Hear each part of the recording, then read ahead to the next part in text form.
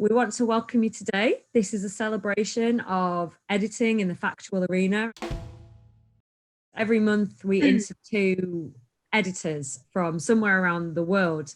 We did a BAFTA special earlier this year for the Craft Awards, when there are 4 nominees for editing in fiction and 4 nominees for editing in factual. And what we found with that research was that not only, as we know, are there much fewer women editing around the UK and the world, but particularly in the factual arena, from what we could see from the nominees of BAFTA, there were no fewer women editing in this area. So we wanted to run our own event to put the spotlight on those great women who are doing the work alongside all the great men who are nominated as well. So I'll introduce first to you, Renée. Renée is our chair of BFE as of last week, our newly elected chair. So it's amazing to have her on this panel. Welcome, Renée. Thanks, Kirsty. We've also got Zeb, who is an associate governor, and she's also on the board of directors for television. Welcome, Zeb. Thank you. Hello. Genevieve, who is normally based in London, but for those of you who weren't here at the beginning of this, is currently being held captive in Australia due to COVID. So splits her time now, whether she wants to or not, between here and Australia. Welcome, Jen. I'm going to hand you over to Cristina to introduce the rest of our participants today. So we have Sunshine Jackson. Sunshine has a very interesting career. So she started at the National Film School and she graduated in 1997. And from her times at NFTS, Sunshine was fascinated about observational dogs. And over the years, her passion had led her to cut a number of successful documentaries for a mainstream channel as the Horizon series for BBC Two. As we are here also to celebrate women talent, she's one of the few women that has been nominated for the BAFTA Factual Editing Award. In fact, she has been nominated twice. Always the bridesmaid. And she from the very beginning, she liked to be heavily involved in the narrative process. And I think this is probably one of the reasons that led her to take on other challenges. And now she works mainly as executive producer. And she has developed several popular documentary series as Skint for Channel 4. And Sunshine likes also to be involved at a more human level to her team. So she promotes work and life balance and diversity. She's recently founded a company called Amplify Picture that supports women in their career, offering mentoring. And we will probably hear more about that later. And then we have Luisa. Luisa Maria, sorry. So Luisa Maria splits her time between Mexico and London, and she joins us today from the other side of the Atlantic. She's in Mexico City, so we can hear a little bit of comparison between the different industries. Luisa has an interesting background as well, because she comes from a family of creatives. And I think, curiously, differently from a lot of us, she has probably been in an edit suite from when she was a baby, because her parents were both creatives and used to bring her at work sometimes. And probably this family tradition brought her to study at the Mexico City Film School, Centro de Capacitación Cinematográfica. She specialized in directing, but also editing. And since then, she has developed a very successful career. She has edited not only documentaries, but also fiction. And she also worked in advertisement. And she has worked for very renowned companies as the BBC, Netflix. And she has a documentary that has recently been released that is called The Fandango at the Wall. And yeah, I think we will probably hear about that as well. She also directs and produces. And finally, in my presentation, I have Melanie Quigley. Hi. Hi. Yeah, so Melanie is another expert in Factual TV. She has over 20 years of experience and extensive credits on series as Dispatches and Panorama. She started her journey back in 1995, and she was it was a moment of transition between analog and digital. And I think we will hear from Renée these details as well. She embraced the new technology with enthusiasm, and she became soon a master of Avid.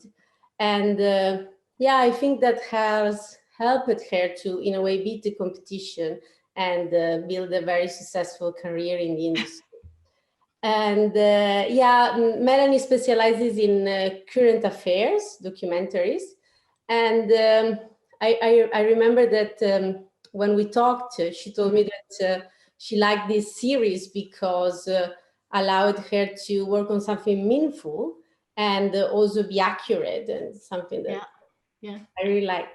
And yeah, over the years, she has edited a lot of very moving documentaries, and tackling sensitive subjects and domestic abuse. She recently edited some documentaries about COVID-19, so very contemporary. And yeah, her work has also received wide recognition, and she also has been nominated several times, in her case, for the RTS Current Affairs Award. And yeah, we look forward to hear more from her. And now I hand over to Kirsty so she can introduce the other panelists. So off the top of my head, as I just said, the chair of BFE, which is really exciting for us. First female chair, I believe. But other than that, in terms of Renée's career, it's been, sorry. You need a calculator to work out how long it's been, I think, right? I don't want to give your age away. Renée looks so young. I was shocked when you told me how long you've been working in television. And I think it gives something away anyway when we say Renée was one of the first beta testers with Avid. And as Cristina just said, being one of those individuals who was so on hand, knowing how that software worked, it opened lots of doors. It made you the go-to editor. It put you in places that you feel that you were very fortunate to be put into, gave you a great scope. And I think one of the things that came through when we were talking to each other was that with that and with working for the BBC, you are put in different areas, and you then see all the different genres that you want to work on. But you always had this real passion for telling stories and for them to be meaningful. And so with that creative development in mind, like Sunshine, you have started to move slightly away from editing and more into the directing, still with editing as well, but you've gone into making your own content, which has been, a lot of your time has been spent in the last few years. In fact, it's quite a number of years, isn't it? Yeah. Well, when I made my first film, feature documentary anyway, well, my first one and only feature documentary so far, I worked out that I edited something like 60 films during that time as well. It took ages, so, but yeah, so it's been a bit of a dovetail, let's say. And that was one note at a time that you took, that you were making, which has gone on to won the award at the Oxford Film Festival, didn't it, for best? Yeah, it did. It won a few awards. So that's Renée. Zeb also worked for the BBC, and interestingly, I hope neither of you mind me saying, but when I spoke to you, Renée, your interest initially was to be an actress. Very initially, yeah. Behind it. And then when I spoke to Zeb told me that she wanted to be a pop star. So two women who really wanted to be at the forefront, you've come through as women who are actually telling the stories. which sounds like a really nice journey. And again, interestingly, with Zeb, really keen on getting all of that experience in different departments. And that was one of the great things that you experienced at the BBC, was moving between different departments. And one of the great things that you said as well was that you want to continue to do that. You don't believe in the idea of being pigeonholed, being stuck in one genre. You do enjoy the factual stuff because it gives you that creative outlet to feel that you're involved, that you're having a say in what you're doing. But working in those other genres is something that you're very passionate about. Something that I love about Zeb, she loved EastEnders. She went out there, she got a job on it so she could work on it, to say she'd worked on it. And I think that just goes to show that the passion that's behind you wanting to work in these different areas. One interesting thing that we might perhaps touch on is that Zeb left the industry and went to work in Paris as a waitress. So off she my calling. down and out in Paris and London, quite working there as a waitress, and then coming back and picking up some editing work here. And I think that those were some formative years in Zeb's life, becoming a mother around the time that you came back to the UK. I did, and then did it 3 times, and now I'm stuck here. And Jen, who is a good friend of mine, and we lived together, we actually met at the farm. So Jen moved over here from Australia, got a job at the farm, and was technical supervisor there for a while before becoming an online editor and then moving into offline. And for anyone who's worked in one of these really big post-production companies, it's very strict in how workflows are met. Jen was my boss at one point and I was scared of her, and quite rightly so. She was very strict, and I think that follows through in, from what I know of Jen in her career, she's very meticulous. And so when she stepped out of that safety net of working in a post environment and went freelance, it was terrifying. But I think that from the way that you handle yourself and those kind of education that you got in that environment, you were well prepared to step into those roles to storytell in an offline reality world. And more recently, Jen worked on a documentary all about the female orgasm. So very female factual indeed. So there we go. Can I just say, I worked as a freelancer for most of my career. So although I was at the BBC a lot, working on Panorama, I also have done a lot of work for ITN and different channels as well. So, Cristina, shall we move on to the first question? Yeah, so I thought we could start with a question related to documentaries and the way we portray reality. So all documentaries very often talk about controversial subjects, and sometimes these subjects, they pose also ethical questions. They can shape public opinion, and a lot of you have worked on films that I think touch this issue. So I was wondering if you ever kind of experienced some moral dilemma when working on a project. Maybe you were offered a job and then you decided not to, maybe you had the luxury to not to take it because you really didn't like the subject, or on the other hand, maybe you took the job, but yeah, you had to find a way to edit it like successfully and like manage this situation. And yeah, I thought we could, all of you are obviously encouraged to participate, but I thought we could start with Sunshine if she wants, because when we talked, she told me the story about a series that she has executive produced for Channel 4 that is called Eden, and I think touch on this subject. So if you can explain us a little bit about the project, and then yeah, tell us about the ethical dilemmas. Well, it was, in fact, I was the series editor, but it's a very similar thing, kind of like a showrunner role. It was a reality show that happened at a documentary company that I had worked with a lot, called Keo Films, and in fact, I just finished cutting. Oh God, what was it called? It's on here, Exodus, Our Journey to Europe, which is that amazing James Blumel series about the refugee crisis. And so I just finished editing that, and it was a company that I cared a lot about, that I'd worked at almost non-stop for sort of 6 or 7 years. And I didn't want to let them down, but I could see that it was the most disastrous commission ever. And the commission was, you're all very slow, which makes me think that maybe my internet is shit. Can you hear me? Yeah, I can hear you well. Okay, good. It's not me then. It was a terrible commission. The department had never done rig, which is fixed rig filming, like in 24 hours in A&E, 24 hours in custody, educating, where you have lots of fixed cameras that are operated from a gallery, but sort of small, unobtrusive cameras in rooms.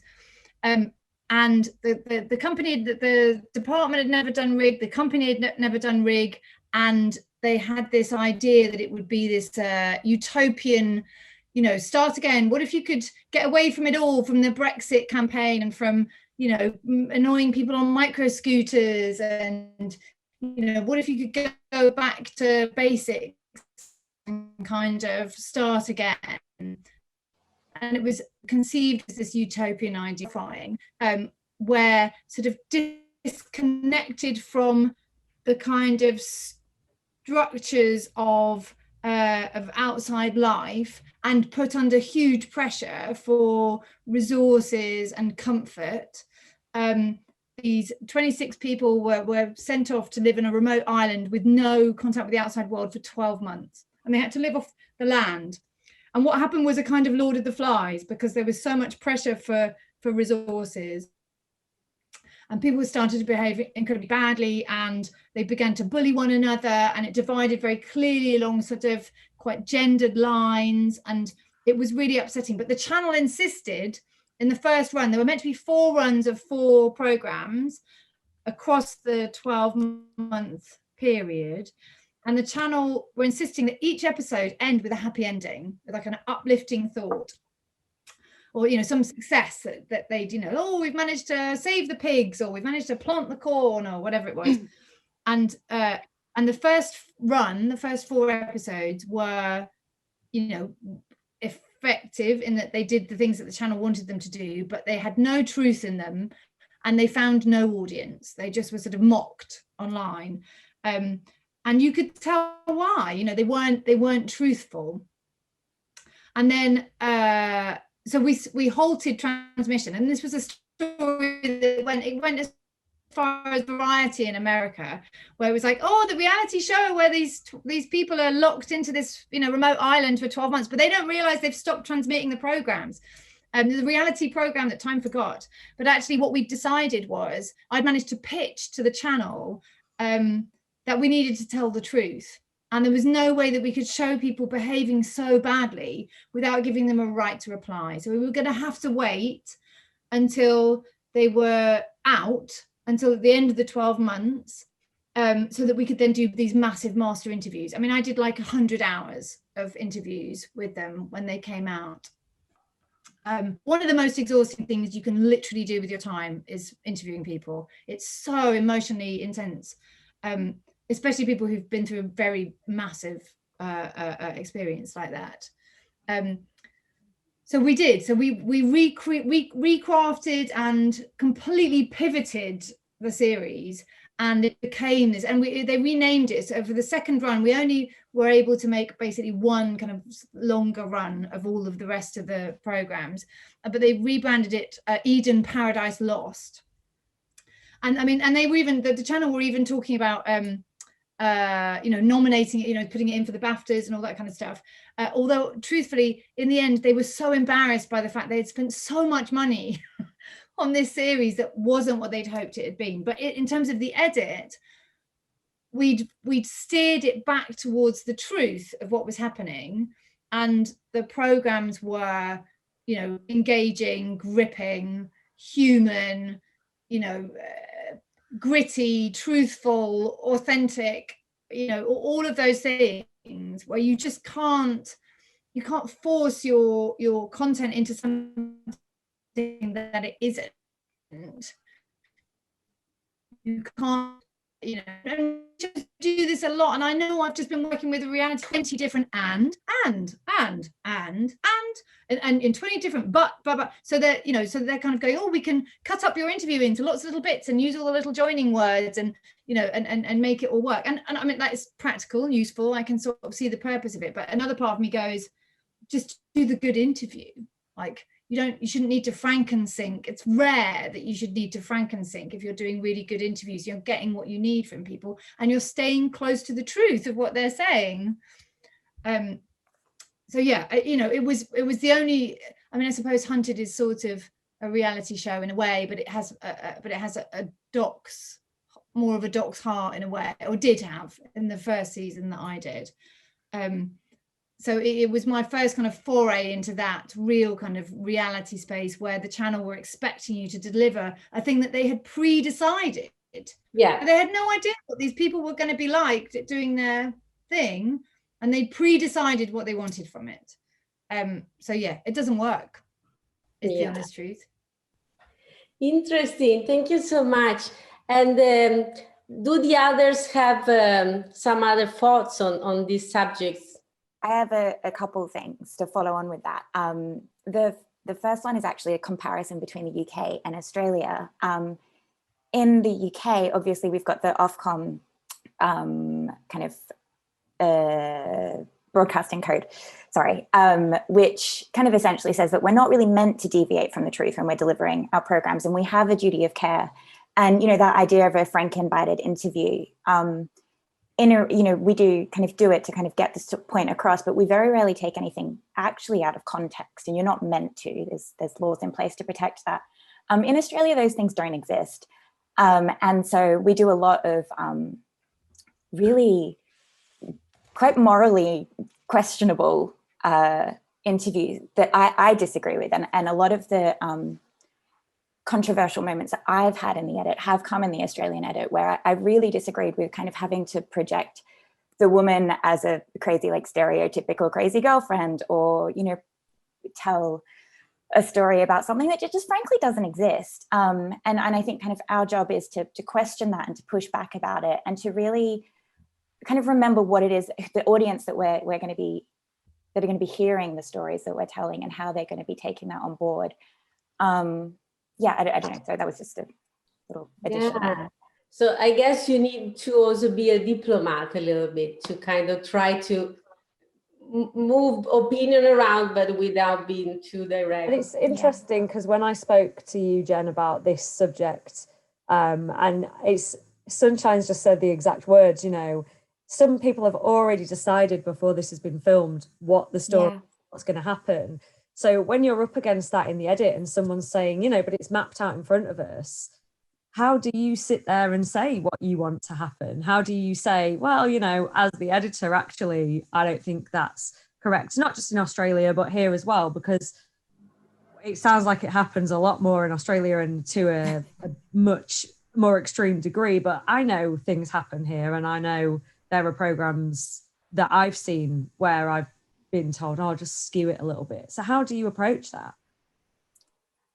Personally, for me, I just push back. Like if I find that if it jars with me, it's going to jar with other people. So I just kind of flag it up and say, that's not okay. I don't think that's okay. But at the end of the day, particularly in a commissioned show, you know, we're not the final say. You know, if someone has got an opinion that they really want to get across, like there's not an awful lot I can do about it. I have said that I won't edit a scene, and I've said if you want that done, you're going to have to push it to another suite, because I'm not going to be telling that story and I don't want my name on that, which it did end up having the kind of the result that I wanted, in that we moved away from the fairly controversial storyline. But aside from that, I kind of, it's managing the room, isn't it? I mean, it's a similar thing. I mean, I found, I started off, I used to do a lot of children's, and there was obviously a lot more protection when you're working with children and how they're represented on screen and that kind of thing. And I found, as I've gone through my career, often with more sort of factual entertainment, you might have contributors who either the presenter hasn't particularly warmed to, or, you know, or they've been cast because they come across as, you know, like I said, a particular stereotype, or come across quite, simple or portrayed quite simply on screen. And I can't help but feel quite protective towards those people, because there's always that, how would you want to be seen? How would you want to be seen? All right, you want the laughs and you want the story and they've been cast for a certain way, but it's a really fine line that you've just got to have in your, I think it's important to have in your mind, and to make sure that they're not being made to look foolish. Besides the fact it would put me off of a presenter who treated them in that way. And if it's going to put me, like you say, if it puts me off, it's going to put the viewers off. And this isn't something anyone wants, because you're going to ruin the entire program. It's just not a good look. And so it's just, I think that's something I try and carry with me when I'm working with, contributors, members of the public who aren't media trained, media savvy. And it's up to me how they're going to be seen to the public. So yeah, I think those are something that's just always in my mind going through. I think children's was a good training ground, but I think it's also hopefully just sort of common decency if we've got it. Yeah, Yeah, I agree with that. And I think this can sort of segue into the next question, because we wanted to talk about technology and the changes that have happened. And I know, what Sunshine was just saying about the and whatnot. And I know, Jen, we spoke about you being just given a script and literally typing a sentence, pulling those words together. And this was Australia, and making a sentence happen and putting a beauty shot over the top of it. Renée, your experience in technology, things have changed in your time in the industry, and you were cutting with film originally, or you have some experience with film. But one of the amazing things when I was speaking to you is that you always want to learn more. You want to learn the new stuff. You want to stay on top of it. There are people in our industry who want to hark back to the good old days all the time. And it's really nice to know where we've come from. But the people that I see who are moving forward are the ones who embrace technology. Now, there are good ways and there are obviously bad ways. But especially right now, when we're all being forced into technology, whether we like it or not. Sunshine's got her edit suite in her garden and we're all on a Zoom call. I just wanted to know if you would speak a little bit about the impacts, clinging on to those technological changes moving forward and staying on top of it, and how that's impacted you in your career. Yeah, I mean, I did a bit of film editing at college, really, LCP, and then I was editing on video for quite a long time, U-matic, VHS, whatever. And then I was introduced to the Avid, and like you said, it was one of the first ones here. And I was so excited because I could immediately see how it just brought everything together and made life simple, that non-linear concept. And so yeah, I was very excited, and I don't know, I just kind of got it, and I just fell in love with it, and that was fantastic. And then went to work with Avid, and was teaching and demoing for a year, and I stayed for a couple more years as a freelancer and went back to editing. But I think it's funny because actually at the end of the day, I think I used probably the same 3 buttons the whole time anyway, and always have, but it's good that there are loads more if you want them. But it's more that thing of, just excited by that. Like, for example, at the moment, we recently did a screening on a platform called Eventive, which allowed us to screen the film I made and a new one that I've been making over lockdown. Over,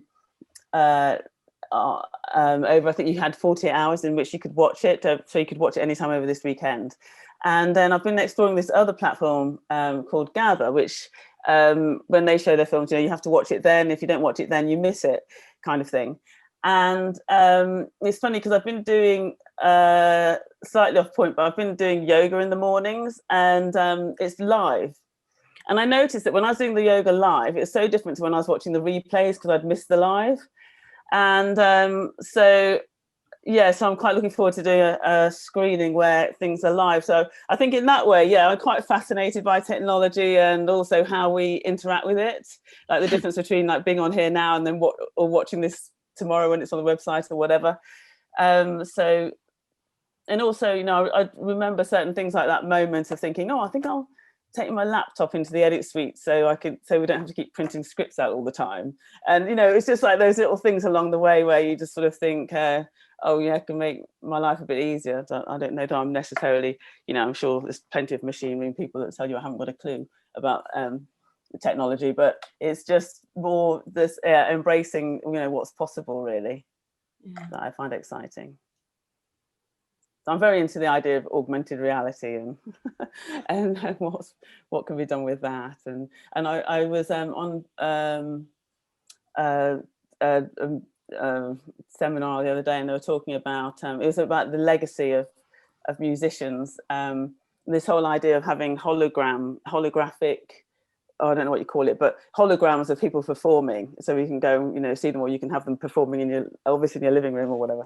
And I just was thinking, no, that's really weird. That's not going to be the same. But it was just interesting to think about, where we're going and what we can do.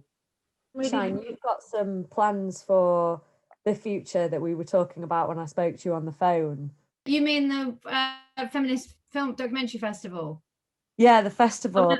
Yeah, it's not necessarily a technical thing. Although interestingly, about the live performance thing, have you seen Bjork's the album that she released that was VR? You should see, there's the first track of that where she's singing, you're in a VR environment, and it's like she's singing right to you, and it sends shivers up your spine. So it is possible, that kind of not real reality. But no, my although maybe we'll all be living with virtual reality if the pandemic is anything to go by. Yeah. So who knows if I'll ever get to make this Feminist Film Festival a reality. But basically, my father has a house in France, in a village in France, right opposite an independent cinema in this little village. And one of the things that I notice that women in particular struggle with in our industry, as somebody who was in the industry, I lived in Soho for 12 years, and then I had my kids and I moved a bit further away, and then suddenly I was working and racing home every night to go and spend time parenting my own children and putting my children to bed. And so I missed out on a huge amount of those after work drinks, those networking opportunities, informal networking opportunities, where you have those kind of crazy ass, some Nick Cave record comes on the jukebox in the pub, and you go, oh fucking hell, let's make a film about Nick Cave. And it's like those moments. That's a bad example, obviously. There's too many films about Nick Cave already. But those moments are incredibly valuable, and they are the things where you go from jobbing to suddenly having a real purpose, and that moment of inspiration. It's like you and a couple of other filmmakers have got involved in this project, and those are career defining moments, and women don't get to have those because they one sec. Women don't get to have those because we're quite often racing home for caring responsibilities. And so the idea was to set up a sort of, bring some directors to come and show their films and talk about their films, but also do kind of ideas and meet the commissioners and do a kind of massively intense women's networking sort of feminist documentary film festival, which also has like childcare. I mean, you could leave your kids behind and just think, yay, I'll have a few days without my kids and, drink wine and talk films with women for 4 or 5 days. That'd be brilliant. But you could also bring your children and have a creche person, like look after them while you drink wine and talk films with lots of other women. And men, men can be feminist allies too. But that's my grand plan, is that, there are all these little ways in which, having been a mother in this industry, that I see these little ways where we are not, there are small disadvantages which all add up to a larger disadvantage. And so I feel quite motivated to sort of fill those little gaps when I can, and also have loads of fun. Like literally, I would love nothing more in the whole world than to spend a week talking about films with women and watching films with women. Like, how fantastic would that be? It would just be awesome. And the last time I got to do that was at the film school. They've just asked me to go and tutor the documentary MA at the film school. And I'm so excited because I'm going to get to go and talk to people about films again instead of just, you know, working, which is a bit more, you know, a bit less, oh, we could do this, we could do that. It's more, well, you want this and we want that, so we've got to do this, you know. So yeah, the freedom to do those inspirational moments, which can be career defining, I think is just a little part of being a woman in this industry, which is a little bit more closed to us than it is to men who can maybe spend more time in the pub after work. So that's my idea. We'll see. I'll let you all know. I'll give you all an invite. Yeah, I agree with Sunshine, because when my career took off, finally, once I embraced Avid, which I did try and resist initially because I found it utterly terrifying. But after 2 or 3 courses, I was okay. And then, you know, I was working here and there and I was thinking this job and that job, and probably in the pub 3-4 nights a week, or having dinner with the crew or the team and all the rest of it. And once I had kids, it completely changed. And I was first out the cutting room. I was saying, I've got to leave early at 5 today because my nanny's got to go home and blah, blah, blah. And it was just a completely different world. And yeah, I did feel quite excluded at times, just not being part of because you knew that everybody else was off doing stuff and discussing things that you were not part of, and ideas. I think that's the thing, ideas and other things for maybe different programs and whatever. And you were just not in that, you know, not in that group anymore. But yeah, I mean, my kids are teenagers now and it's still the same story, to be honest. I still run home and think I've got to get back so they won't do their homework if I don't get back.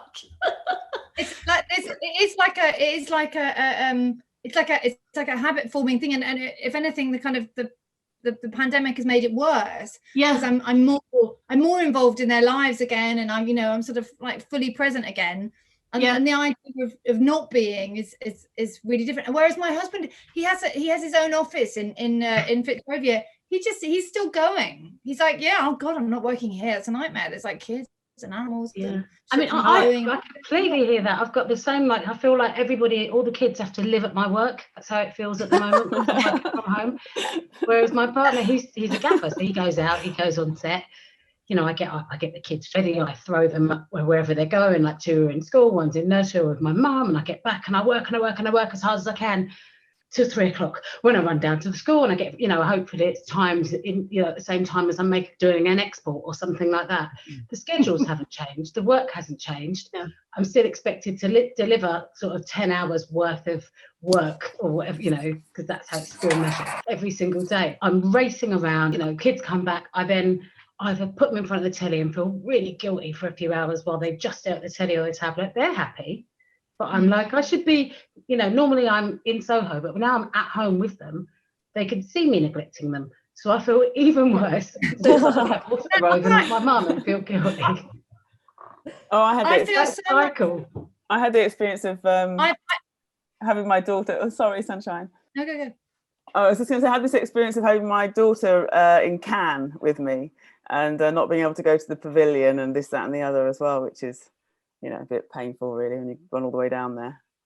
And Renée, then would that be, what Sunshine's talking about, this festival? You can take your daughter and, inspire the next generation of people as well, whether you want her to work in the industry or not at this point, exposing her to your working life other than you sit there and do that while I do this over here and running around, showing her the other side to it. But would that be, something? Oh yeah, absolutely brilliant. Yeah, I always thought it would have been great if there were some kind of place in Soho where we could, where children could be, and you could at least go and see them at lunchtime and things like that. Yeah. Would have been possible. I heard that someone, I don't remember, I don't think it was in the film industry, but they've done a kind of a mobile nursery in a van or something like this, a camper van, to like, no, it was in the film industry, to follow like the shoot. Bring mine around at 3 so I can say hello. Right round. I'll pick up later. Brilliant. I love it. I think this idea of childcare is a big problem, and the pandemic has made it worse, where as you say, it was much easier when my children were I was just out of the space, and that, you know, other people were in charge and they weren't watching me. Whereas now they come home, and I still have childcare, right? But they come home and they see me ignoring them because they can see me doing the work, and somehow that's much more painful for them. You know, that I'm having to prioritize, you know, how important was it to, you know, do a 30th draft of that treatment? Probably not, you know. They're watching me make those decisions, and that's much harder for them. The pandemic has massively impacted women disproportionately. Yeah. And Because the other alternative is to stop work and work with them and play with them or be with them, and then they go to bed, and then I work till 2 a.m. and then I'm up and the cycle starts again, which is what I can't pick which way is best. So I flip between the two. You know, my mum's amazing, does loads of childcare, my partner when he's around, but if he's out, he's on, you know, he's on set, so he's out at 6 a.m, he's back at 10 p.m, it's done, and he comes in, I'm still working, you know, the kids are hopefully asleep.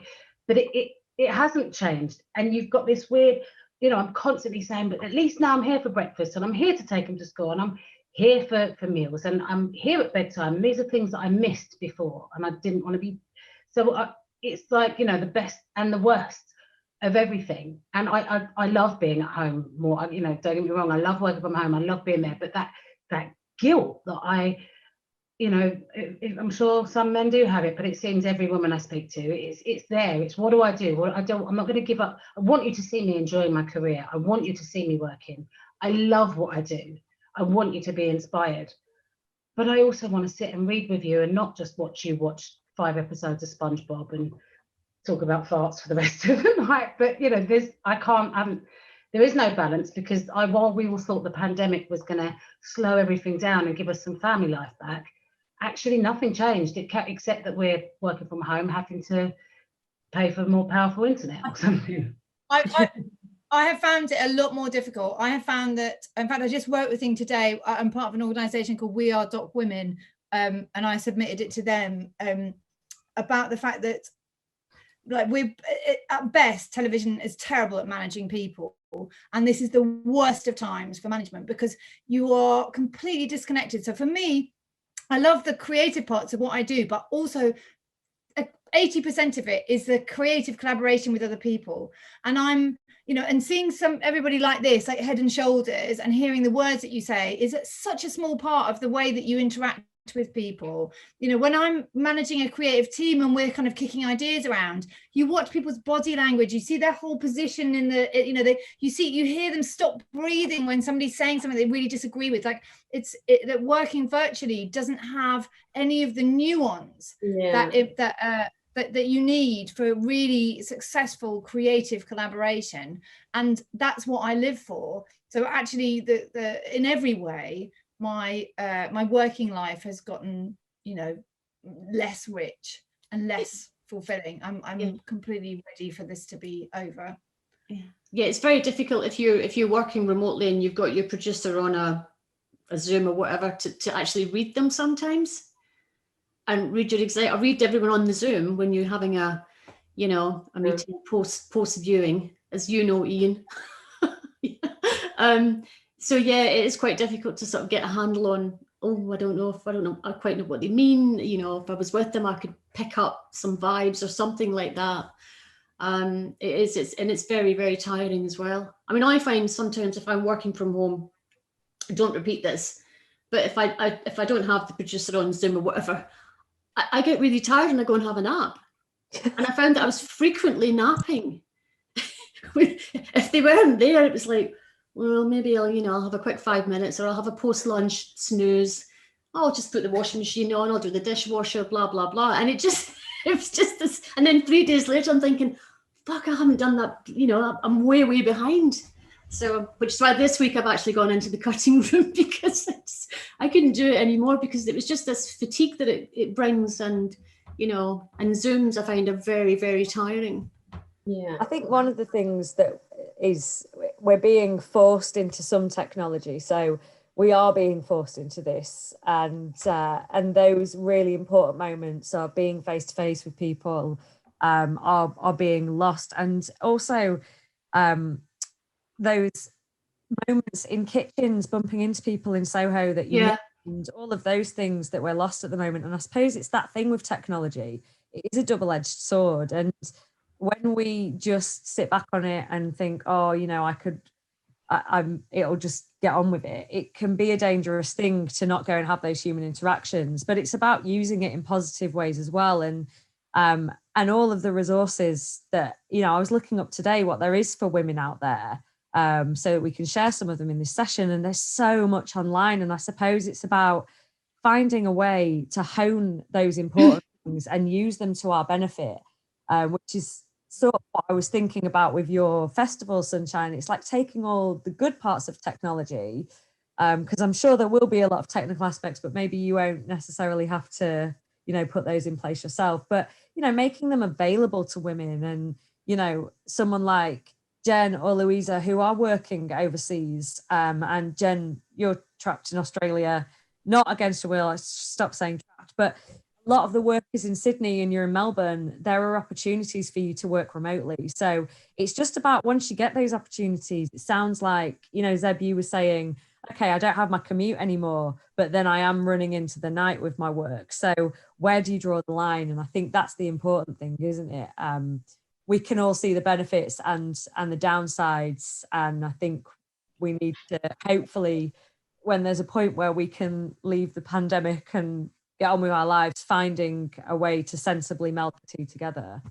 I think also that technology in this pandemic has helped factual production a lot more than narrative, say, because all of, you know, I work in drama and documentary, and I found that my documentary and factual work hasn't stopped, because it doesn't rely on it can, but it doesn't have to rely on so many people. You know, I've been able to, a lot of the programs I've worked on have switched to, you know, it's interviewing people, it's using Skype or Zoom to interview people. So, you know, they were able to continue, you know, creating programs using the technology that we've got, using Skype, using Zoom, using all the rest of them. And this is, so, you know, that double-edged sword again. I've noticed that people working in factual have seemed to fare a lot better than people working in, say, drama during this pandemic. I can't speak for everyone, but that's the sort of circles I hang around in. It's been like, oh, okay, we've been able to continue, really. Yeah, which is great. Even in the deepest lockdown, we were allowed to do master interviews where we were allowed to do them in person, but they were socially distanced, and it was deep cleaned environment, and obviously the 2 meters between them, masks and other.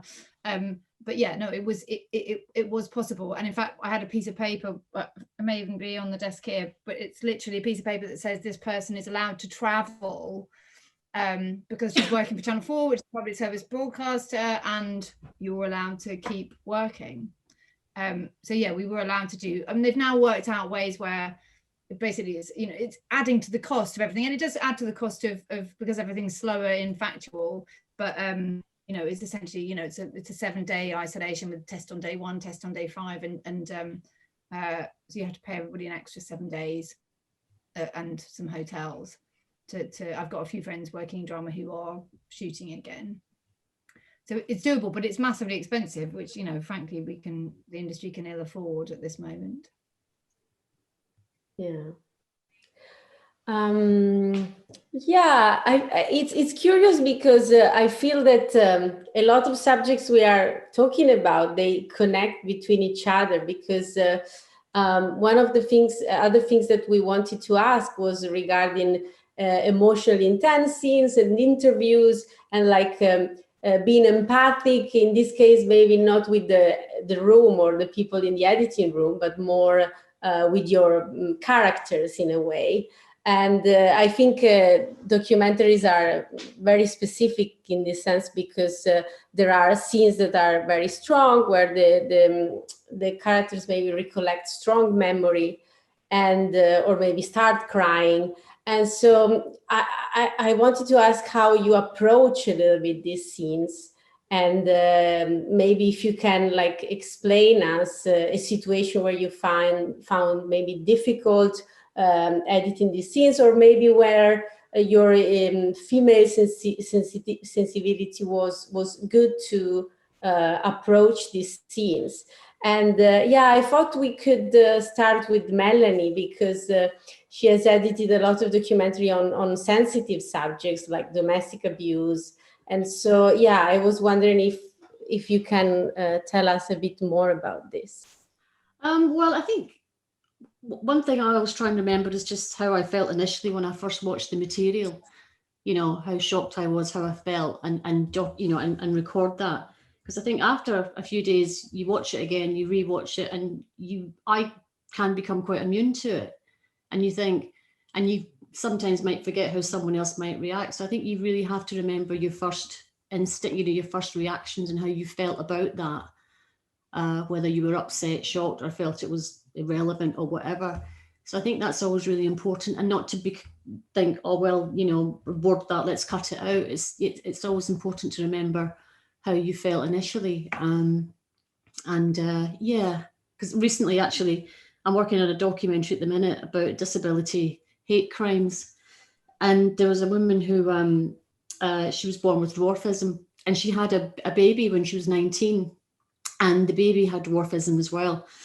And this was in the 80s. And so we're about 3.5 weeks into the edit now, but she said that the baby had complications and was in hospital in and out for its first 9 months.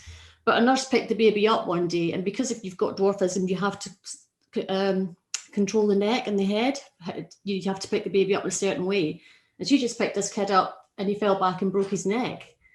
And I remember just thinking, just so shocked and upset, hands, oh my God. And we watched it over and over again. I don't have that reaction, but initially I was just in floods when I was watching the rushes. It was just horrific. And she described it in a very matter-of-fact way. And it's, hopefully we can incorporate that in the documentary, because it's about hate crimes and the hate crimes that she's experienced in her life and stuff like that.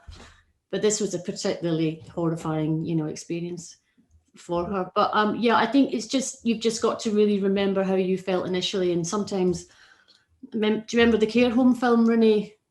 Yeah. Renée and I worked together on a care home film about 1.5 years ago, a panorama. And there was so many horrendous incidents. It was like, where do we start and what do we pick? And again, it was important just to sort of remember how awful the situation was for a lot of these patients and how horrendous the staff were to them, and not to kind of think, well, that's a bit we're bored of them, or, well, that's got more impact than that. But actually that's saying more important things than that. So you've really just got to, I think, remember how your first reactions, I think, are very, very important. I mean, obviously you've got to cut quite a lot out in these films, but yeah, that's my tip basically. And yeah. And when you work together, I didn't realise you both worked together, but because, quite often it can be a bit isolating, editors are very much can be on their own. And I know you have a producer to run things by, but, that collaborative experience of working with someone who does the same job as you, does that make a difference then? Is it good to discuss that in the edit with each other and share those experiences? Yeah, it was good to have the company for me. And this was quite a busy edit. We had APs running around, full-time exec and PD and stuff. So it was quite frantic at times, I think. Would you agree, Renée? Yeah, definitely. There's quite a lot of people around, but we did, I think what I found was just having time to sort of chat with Renée and go into her room and just sit down and have a good old moan. And so it was, I found you having you very supportive. Yeah, no, it's brilliant. And to talk about the program as well, and what do we think, because there was so much material in that program. It's like, what do we lose, what stays, where should we go, and all the rest of it. But I think my experiences with working with other editors have always been very, very supportive. I've never had I've had to collaborate quite a lot in my career. Unfortunately, I've always been very lucky and worked with really good people who have collaborated. And I think we've worked well together. It's very rare that you get someone who's going to, be difficult or otherwise. Yeah, I mean, that's when we were talking about technology earlier. I think that was a really fantastic thing when we suddenly started to realise that we could, with the average, that we could have multiple edits going and and maybe deliver something faster. It's just accessing each other's material and stuff like that makes such a huge difference and interesting. Okay, if you're looking thing, there's a bin, I've marked, put your name on this bin and blah, blah, blah. Yeah, and then all meet out the front of the building to have in the middle of the night to try and work out what to do next. It was just absolutely brilliant, yeah. But no, that's what I love about Avid, just that sort of, that kind of access, and you can, you know, do something and very quickly get it over to your colleague as soon as it's done, and they can then stick it in the timeline or whatever. Yeah. And talking about emotionally intense scenes and working collaboratively, Jen, your documentary on orgasms, which I watched at like 9 o'clock this morning.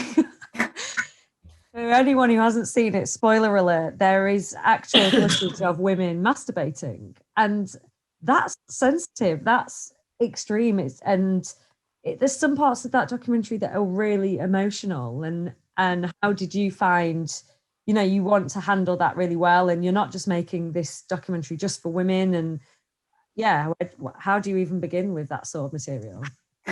That was a really interesting subject matter, obviously, and we were really lucky in that actually the entire crew for that documentary was a female crew. You know, our cinematographer, the director, the soundies, everyone was a woman from beginning to end. And it was, you know, like you guys were saying, it was a really collaborative, like uplifting environment. You know, we were so much a team and so much involved with what we were doing, but it also meant that the women we were interviewing felt really comfortable with what they were talking about, because they felt that they were in a safe space. So then when it came to us in the edit, you know, I think Becca's here somewhere. Hi, Becca. The director and I were, we spent a lot of time kind of playing things back and forth and moving things around. You know, we had the Post-it note wall that was just different colors for different subjects and different people, and shifting things around and constantly comparing, you know, that kind of comparison. I feel like sometimes you can't go too overboard on one emotional thing, because it can become desensitizing after a while. You know, if, for example, you've got someone talking about her, her masturbation technique constantly for 5 minutes, you very quickly become immune to the thought that this woman's getting herself off. But if you then compare it to someone else who says she's never had an orgasm, you know, that type of contrast, that juxtaposition is really important to play off against each other, to continue that emotion going and to keep people's interest throughout. And I just feel like that in particular, the scenes that you're talking about were really difficult for me to edit, actually, because, you know, my initial thought, it's so confronting, you know, it's just, I don't know if anyone's seen it, but the shot of them doing it is just, it's a headshot, it's just a mid shot of the women doing it. But I did it myself. Becca was she was on set actually doing more interviews. Edited it yourself, you should say, Jen. What did I say? Did it myself. I edited it myself. Yeah, and it was very confronting to watch. You know, you're like, it's such a personal moment. And then I think the first pass that we did on it was very it was maybe a bit much, you know. We really went over the top with what we were doing. And I, like, you know, Becca watched it the first time and she was like, whoa, I don't necessarily want to hear those things or see those things. And so it was really watching it and parking it and then coming back to it and then watching it again. And it was just constantly changing it. It was, you know, we were changing it up until the minute we actually locked. And so it's just, you know, what you were saying about kind of being aware of how you feel at the beginning, but also allowing it to breathe and move with it was really important, I think, in that environment. Does that make sense? Does that answer your question? Yeah, well, I think so. And it seems that all you also have in common that you have edited like films that are that have like women stories, women point of view at the center. How do you feel about that? Do you think that maybe the producer wanted to have a woman editing that film, and what did your female sensibility brought to the film? I can jump in on that. Funnily enough, as you were talking about the female orgasm film, the very last film I ever cut was called 100 Vaginas. Yes, super interesting, program. And that was also uniquely, I thought, until I heard about the orgasm film, 100% female crew. Even the soundy, who was like 8.5 months pregnant at the time, which was brilliant. And it was, you get a very different interview from a woman when there are only other women in the room. And she knows, obviously, logically, that millions of people are going to watch this on television. But were there a man in the room, the language changes. So especially when you're talking about something, intimate and complex, like sexual relations. So there was no question but that it would be an all-female crew and it would be a female editor. But funny enough, it was lovely Jenny Ash, and I wasn't really editing anymore, but the opportunity came up to work with her, and I've been trying to work with her for years, and I really admire her as a filmmaker. And I was like, yeah, let's do it. She'd had some fantastic, brilliant LA editor, another woman who'd broken her foot at Sundance, and so suddenly couldn't come back to the UK to cut the film. So I jumped in, and it was an extraordinary experience, but it felt like a fairly conventional film. Weirdly, you get very immune, as you say, to, we had these kind of nudes. It was basically, interview, sort of testimonial film with some quite nice sort of non-sync stuff of the people doing the interviews, and then we were going to shoot this whole other layer of these nudes, but with a female gaze instead of a male gaze. And women of different ages and different sizes, and there's only one shot in that whole film that I think where the person who is sort of simulating masturbation is doing it as though there's somebody watching them, instead of doing it as though there's nobody watching them. But broadly, we totally achieved that kind of look. And I remember thinking, this isn't that shocking. It's actually quite a conventionally constructed film. And then our execs came in to watch it. Went, what the fuck are you doing? You cannot put a full frontal vagina shot in the first 30 seconds of a film, and you cannot have a bloody tampon being pulled out of somebody on Channel 4. That's ridiculous. Like, what on earth were you thinking? And brilliantly, the commissioning editor came in and said, love it, I love it, push it. So everybody else had to sort of quiet down. And I totally get where they were coming from. It was definitely something that you'd never seen before, but we knew we were pushing some boundaries, but we'd become inured to it by watching it so many times, as you do in the edit. So it wasn't quite as shocking any longer to us as it was going to be to a first time audience. But the funny thing was that I thought it was, even with all of that, I thought, oh, shock factor. But ultimately I thought, oh, well, it's kind of quite a conventionally constructed film. Like, the way it's made is quite a conventional kind of thing. And then as we finished it, we picture locked it. I went off. I was series editor on Hospital for BBC Two. We came back and we had a screening, and they'd taken their ad breaks out and they put it all in one big go. And I was literally sat in the front row of this cinema, and it was never, like, you'd like proper like 8-foot vaginas on the screen, and I was probably going, oh my god, I don't think I cut it with this in mind, and I'm in the front row. But actually, what struck me was that it had something really extraordinary and female about it, and I couldn't put my finger on what that was. But the fact that it was an all-female team and this incredibly female subject, it felt subversive in a really nuanced way. I can't explain it, and I couldn't explain it at the time, but I suddenly went, oh my god, this is special. Like, there's something going on here that a man couldn't have done. And I'm not saying that it's not an anti-male thing. There are lots of men's stories that I wouldn't be able to tell in the same way, that I wouldn't have the same empathy or understanding of, but that's much more common. As a woman, I'm used to seeing men's stories told by men, but as a woman, I am not used to seeing women's stories told by women.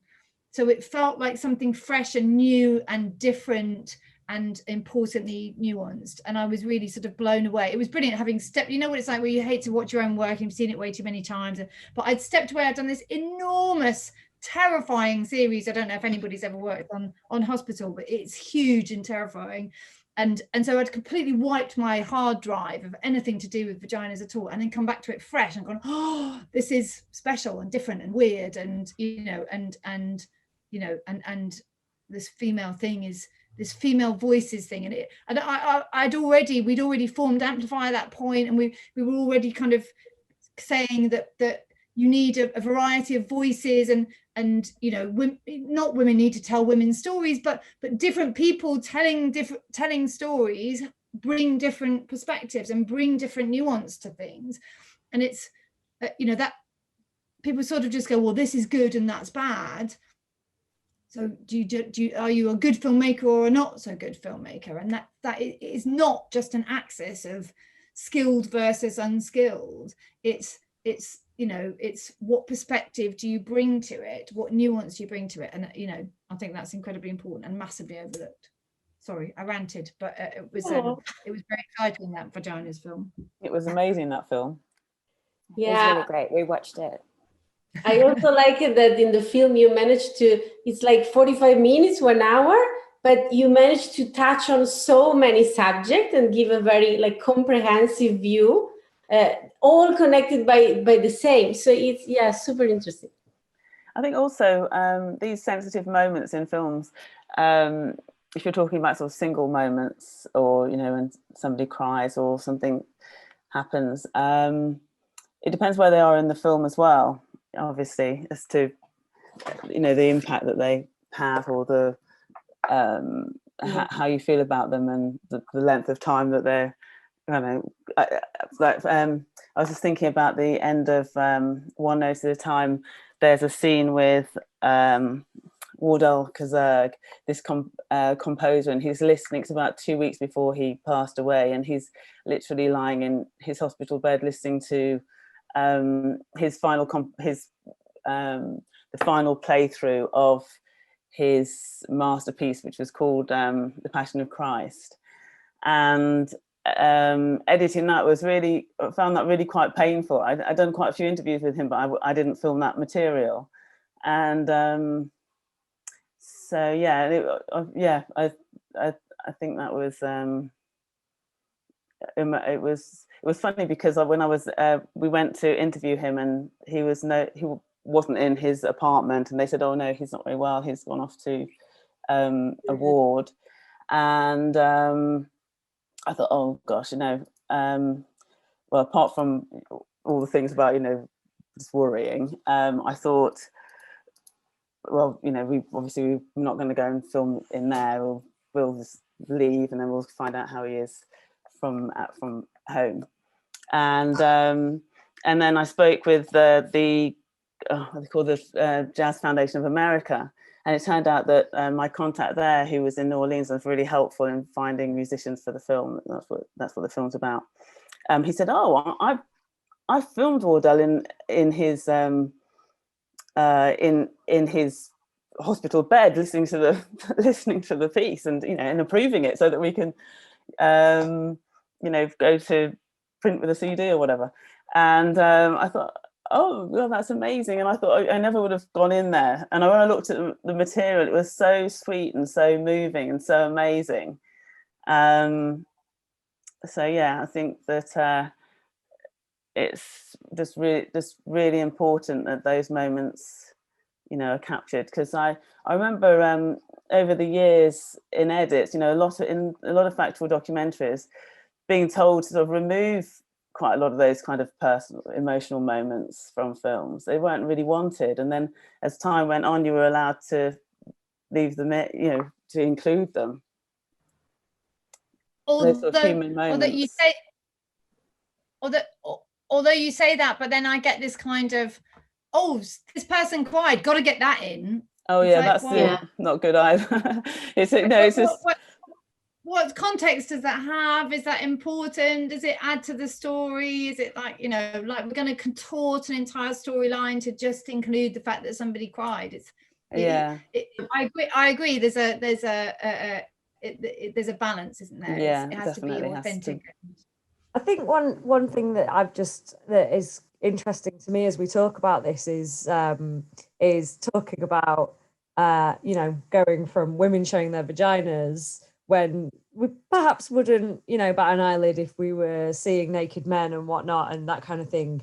But then moving on to you, Renée, saying that it's quite emotional to watch a man cry, and it's kind of like this tipping the balance in what we're used to seeing and what we've been told not to see, and now what we're seeing. And Luisa, I watched Fandango at the Wall, and you've got a scene in there with the gentleman crying, and he's talking about his dad's legacy, and his dad couldn't leave him in any inheritance, but his inheritance was the skills that he passed on to him. And he was struggling to get the words out, and you left it and gave it space. And I think that's the difference. And that's what, that idea that, like you're saying, Sunshine, this is an important moment. And ordinarily, I don't know if I'm speaking on behalf of men here, but I know men in my life who are taught, stop crying, just, push it back in. And there was space given to that man. And how did you feel editing that piece? Well, when we were editing it with the director, Varda Barkar, who is here with us today, I'm happy that she's here. We immediately felt we had to give space to that moment. It was just very instinctive because he's saying so much. If anyone got to see the film, it's about a genre of music in Mexico, which comes from African roots, from Arabic roots, from Spanish roots, and indigenous Mexican roots. So it's very old, and it's passed through the generations in the country with people who work the fields. So it's very, very much of the country, and of not the cities, of small towns and people who work the land. And I think that moment was very important to live because we felt exactly that moment was the legacy of his father, teaching him and his father before him and his father before him about the land and about the music, and that's why we decided. But it was that was not a difficult decision. While we were watching the footage, we felt that moment had to be there. And talking about those moments, his wife also has a very emotional moment when she's speaking about the fact that the violence in Mexico is so bad that she's afraid for her son, no? That she's afraid that her son will go to university and he might not come back. No? Yeah. So we also use that. We used that moment and that emotional moment, leaving that moment long to go into touching that part. I mean, in general, the theme is about the music, but we did want to touch the themes of the violence in Mexico and the immigrants and the immigrants coming from South America through Mexico to the US. No? So that part, as you say, that part of someone crying and having an emotional, cathartic moment on camera helped us to transition into a small part of the film where we wanted to touch those themes of the political and social themes in the film. No? So I think that's, for us, those two moments, although, like you say, Sunshine, having someone cry is like, oh, let's make it like let's touch the audience because, oh, he's crying. but we thought these moments were very good transitions to go into other themes, which were also very important, which we cannot not touch, which were the social and political moment. We very much decided, for example, not to touch on Trump, for example. Barda was very, very clear that we didn't want to talk about him, you know, not even mention him. But the situation that he has produced, we did want to see. You know? So those two moments were very helpful in those kinds of transitions. Thank you, Luisa. I wanted to ask something else briefly about this documentary. And I think it's something that is in common with some of you as well, because several of you have edited a documentary about music, but in these documentaries, you celebrate music, but also you talk about, as you said, political subjects. And so you used music as a way to put an issue into context, in a social context. So I wanted to ask a little bit, how did you approach this and how did you find a balance between all these elements?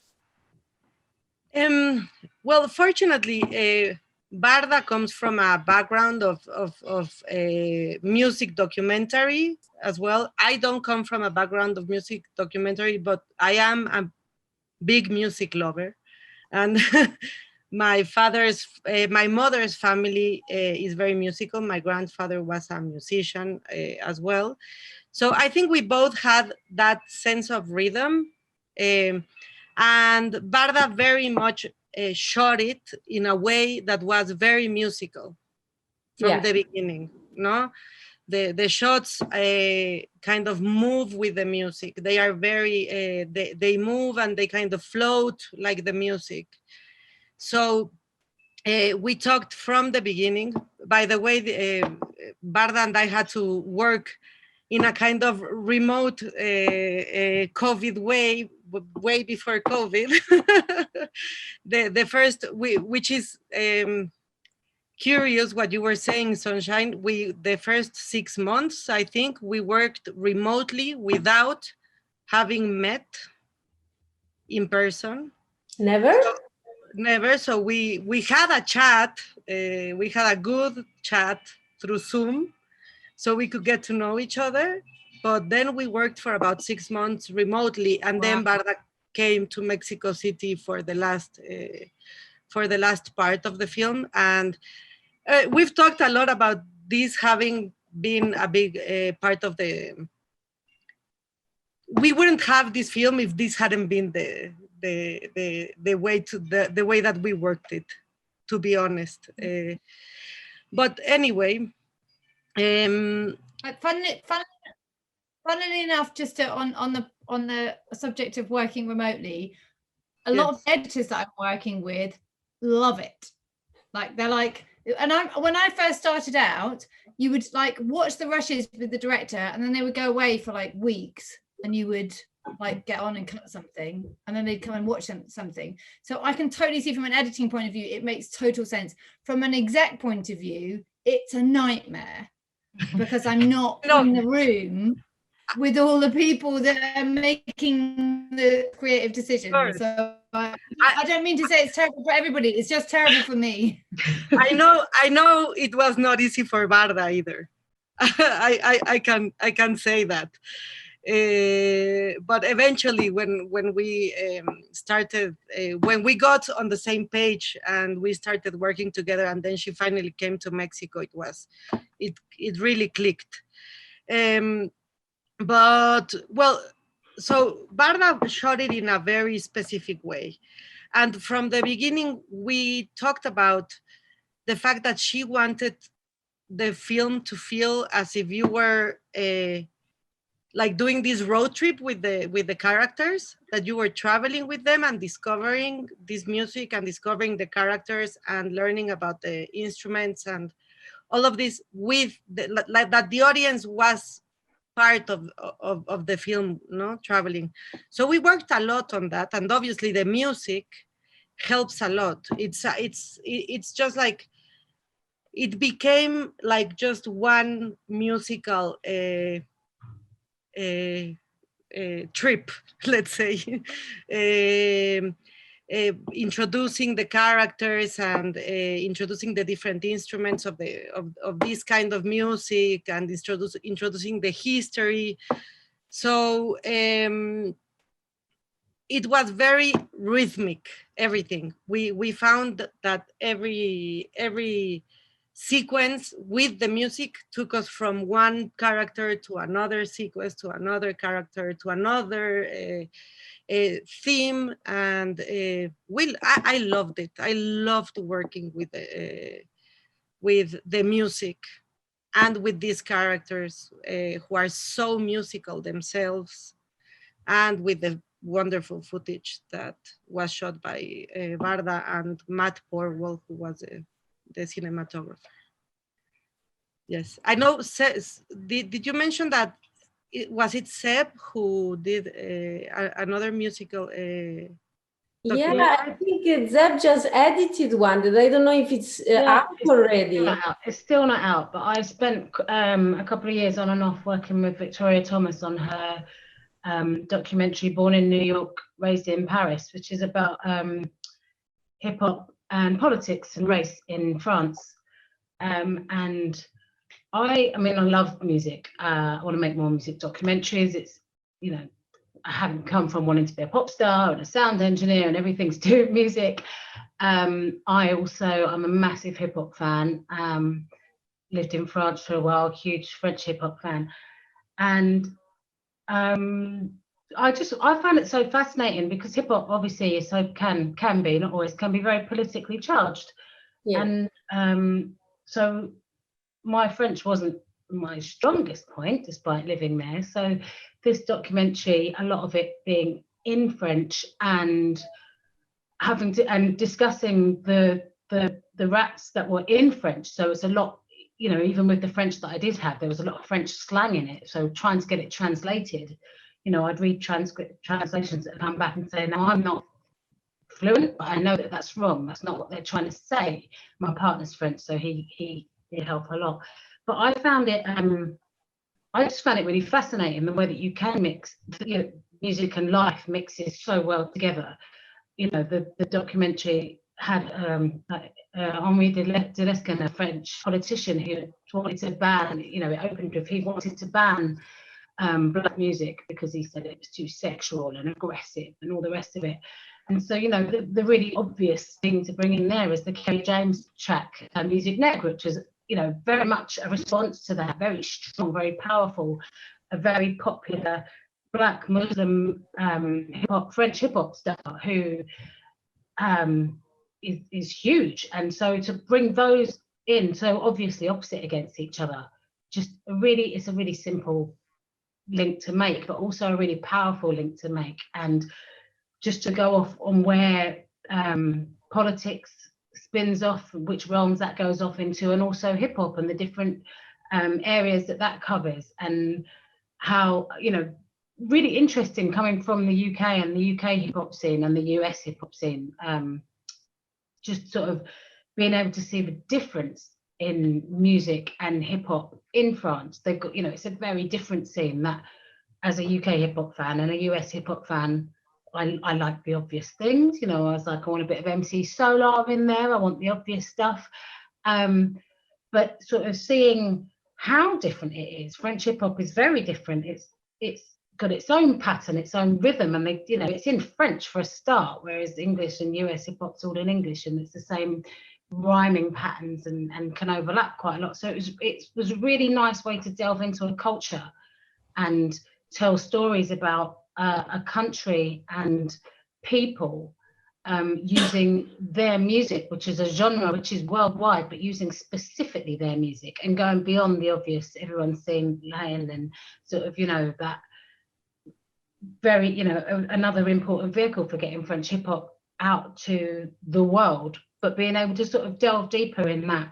I love music documentary, and I love those kind of, connections and being able to use the music videos, which are their own, you know, that's their own, those clips are their own story, their own movie, which spins you off into a whole other thing. And then you've got everybody's opinions on it and where and why they've made it, going in and being able to ask people who aren't often interviewed in the mainstream about why they made this and what they mean beyond their fans, but trying to bring that to a wider audience, trying to bring it to an audience that isn't necessarily French. You know, they don't need us for the hip hop scene to be massive, but still bringing it further out so that we can go, okay, that's what's going on there. And again, how that compares to what we know and what we think and where it's, you know, where it's come from. The film itself has taken a lot of twists and turns, which is probably why it isn't quite finished yet, because with a subject so involved as politics, race, religion, and hip hop music, or any music, everybody's got an opinion. So this kind of films take an awful long time to finish because everybody's got a favorite band or a particular political subject that they want to they want you to touch on. And so, you know, everybody who sees it spins it off in a whole different direction, which is, you know, which is great, but it's very frustrating for making feature docs that everybody's passionate about, because everybody you show it to has a very, very valid point about, you know, the direction that your film should have gone in. I think that's one of the interesting parallels between music and what everybody here does. You know, like, you don't have to work in our industry to be affected by it. And there's, you know, we've talked about emotion already, but having empathy and being somebody who understands people and being able to tell those stories is so important. And I think that's where music and kind of film and TV come together. And like, you know, Zeb, one of the things that you said to me about was not pigeonholing, not letting yourself be pigeonholed, working in different environments. And I know from previous interviews we've had with editors, there was one in particular who said he used to go to the mall to people watch, so that if he hadn't had the experience himself, he might see someone else having it. He'd like mentally log that and take it back to the edit for him. And something that we were talking about was you working in all these different genres and having all these experiences and then bringing that as a creative input into what you do and that experience. And can you talk a little bit about that, not being pigeonholed, and that idea that you said there's no such thing as a jack of all trades? That's the wrong way to look at it. Yeah. There's plenty of younger people in our industry who are very afraid of, you know, going down the rabbit hole of one thing and not being able to make it out. And here you are saying, right at the very start of your career, music was your passion. And, you know, as I've said, you've done lots of different things. I know you've been working on Vice recently, you've done EastEnders, you've done dramas, you've done kids TV. And here we are at this point in your career and you are working in music. So you're a testament to that, really. I think, I mean, I was really lucky. I mean, I started at the BBC back in 2000, and it was just the general practice that you move around the different, they started calling them pillars after a while, but, you know, you move around the different genres. You sort of do 3 months in kids and 3 months in sport and 3 months in promo and, you know, 3 months in drama, you know, and you just sort of moved around. And I don't remember if it was a spoken thing or an unspoken, but it's just general view that you would pick up skills from every area and take them with you to make you a better editor, a better, you know, filmmaker or whatever. You pick things up. And I remember early on, I didn't want to be an editor. As you know, I was going to be Beyonce, but she got there first a few years later. I don't know how it works anyway. But I didn't particularly want to be an editor, because back then editors seemed to always be in dark rooms in the basement. They weren't on laptops in the coffee shop or, you know, wherever the adverts show us these days.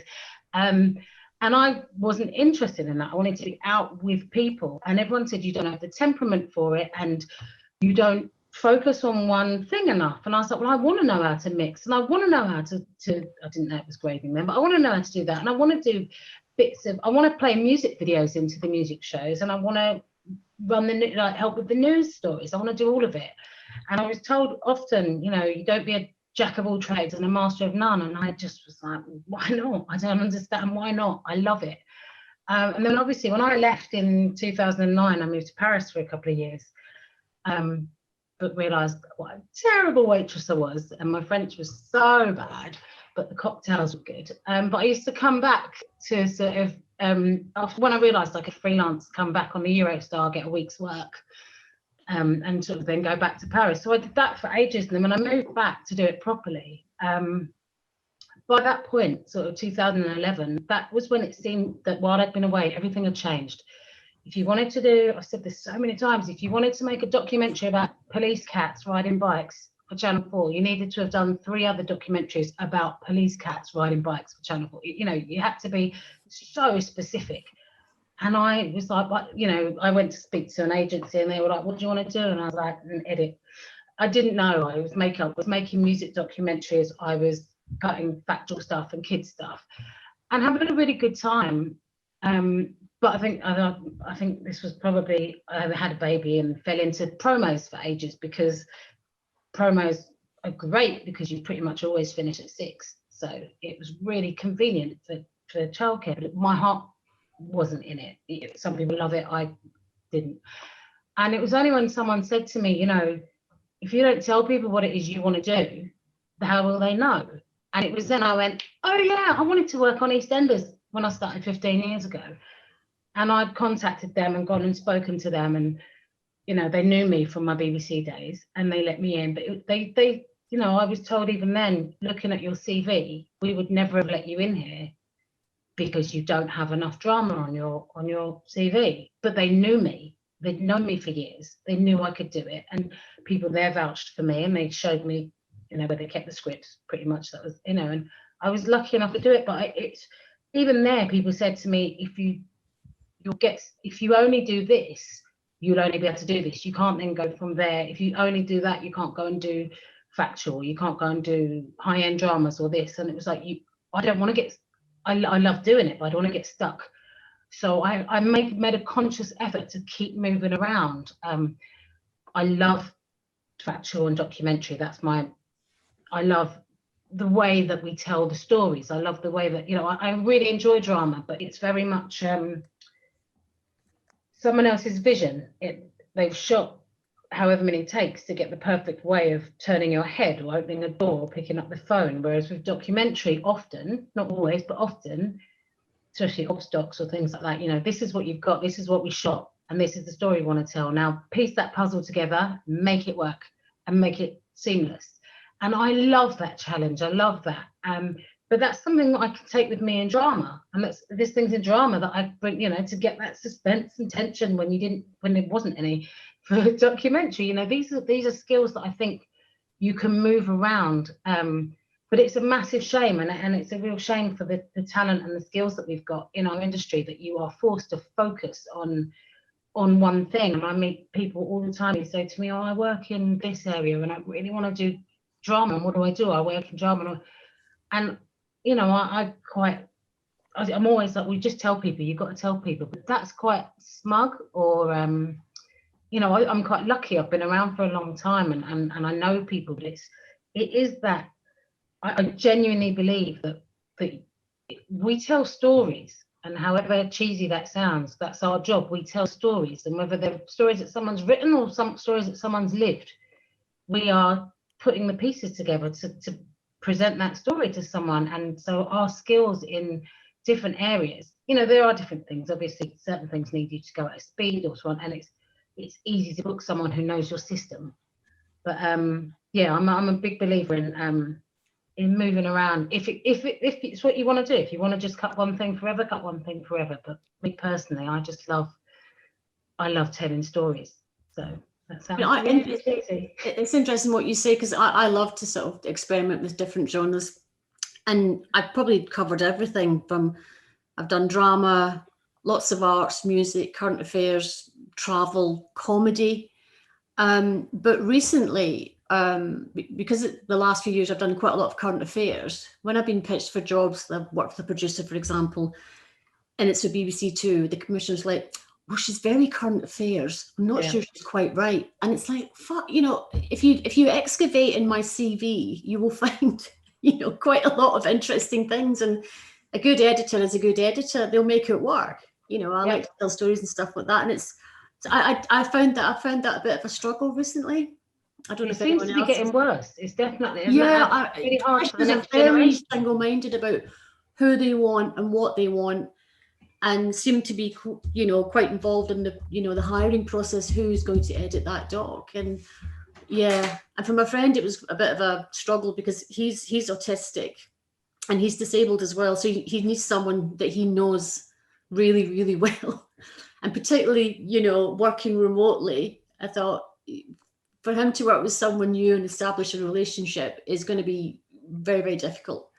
So, I mean, these are new factors as well, but I have found it quite difficult the last 2 or 3 years. It's like, oh, well, we're not sure she's quite right. And, you know, and I've really had to fight for some things, you know, had to convince them that I am the correct person to do this job. Yeah, because it goes beyond genre, doesn't it? It comes down to, you know, have you made for this time slot on this channel for this director or whatever, and you think, I've made other programs. I was asked about doing a feature and they were like, have you made another feature about this?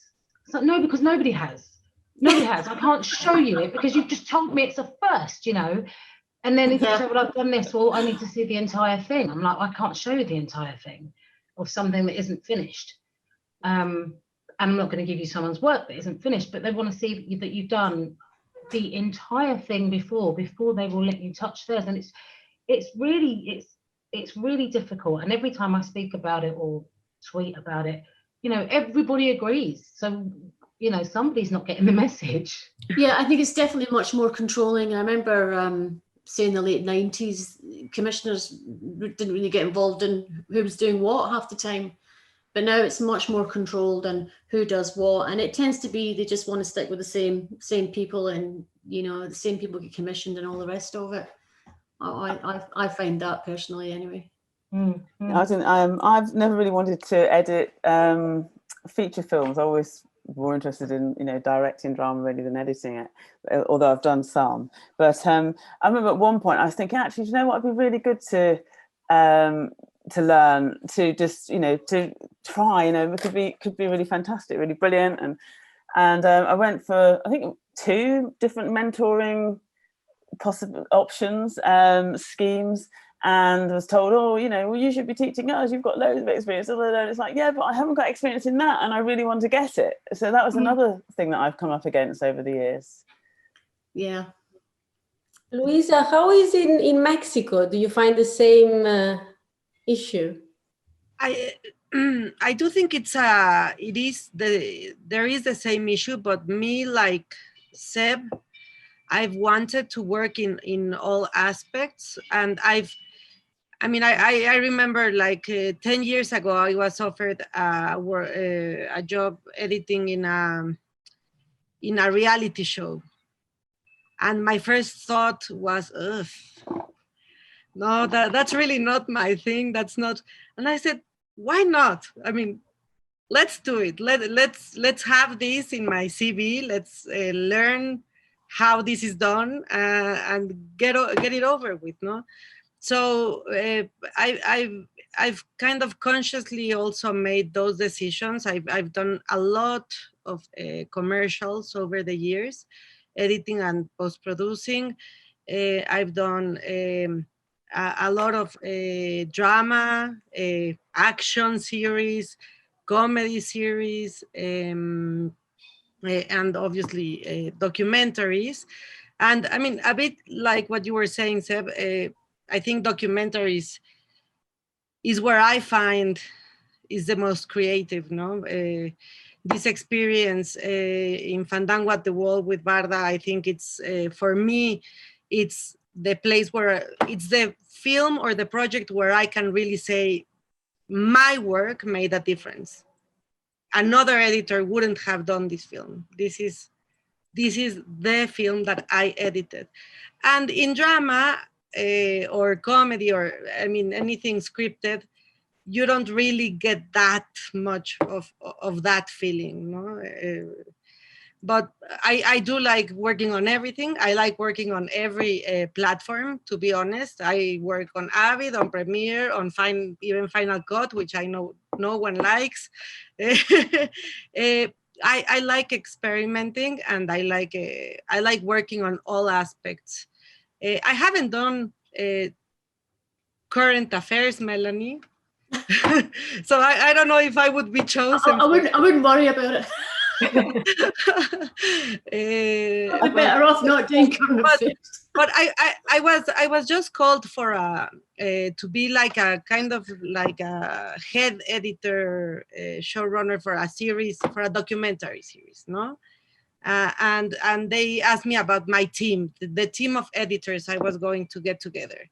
I said, I'll get you, I will have the best editors, but do they have experience in these kinds of shows? No, it was like a kind of like, you know, like the Formula One series, you know, like sports things. And I said, but it doesn't matter if they have experience or not. They are fantastic editors, and they will do the job, and they are storytellers.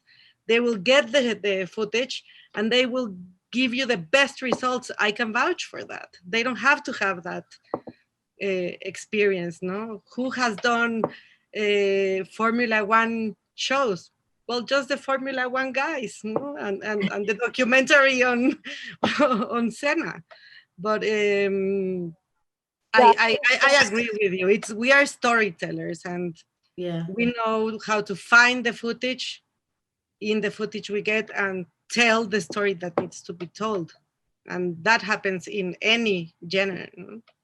And I think one thing that came through when we were talking, well, certainly who I spoke to here, when we're talking about you guys being storytellers and what it is that drives you, like you just said, Luisa, that experience of feeling I've made a difference. I've told this story in this way. And so I've got my stamp on it. And I think naturally, from what I know of each of you, you want to make a difference in some way. And Jen, we were talking about the stuff that you've been working on. And when you were working at the farm, a lot of the stuff that comes out of the farm, there is a lot of reality. And so it was natural that that was what was on your CV. It's natural that that's what you went into. And as Luisa just said, you were offered something in reality and you're a bit like, and there's this really kind of, there is a stigma in our industry about reality. And interestingly, stepping outside of the industry, if you speak to anyone, they're like, oh my God, what reality? It's so exciting. And people love it. And when we were speaking, Jen, I said, so now you're moving into documentary. Is that it now? Are you not going to want to go back to reality? And you were like, of course not. I want to go back. Everything that I've learned, I want to share those experiences. And as you said earlier in this session, that's what a lot of people are watching is reality. And so you need these experienced editors to be making those points of saying, no, we need to tell this story right.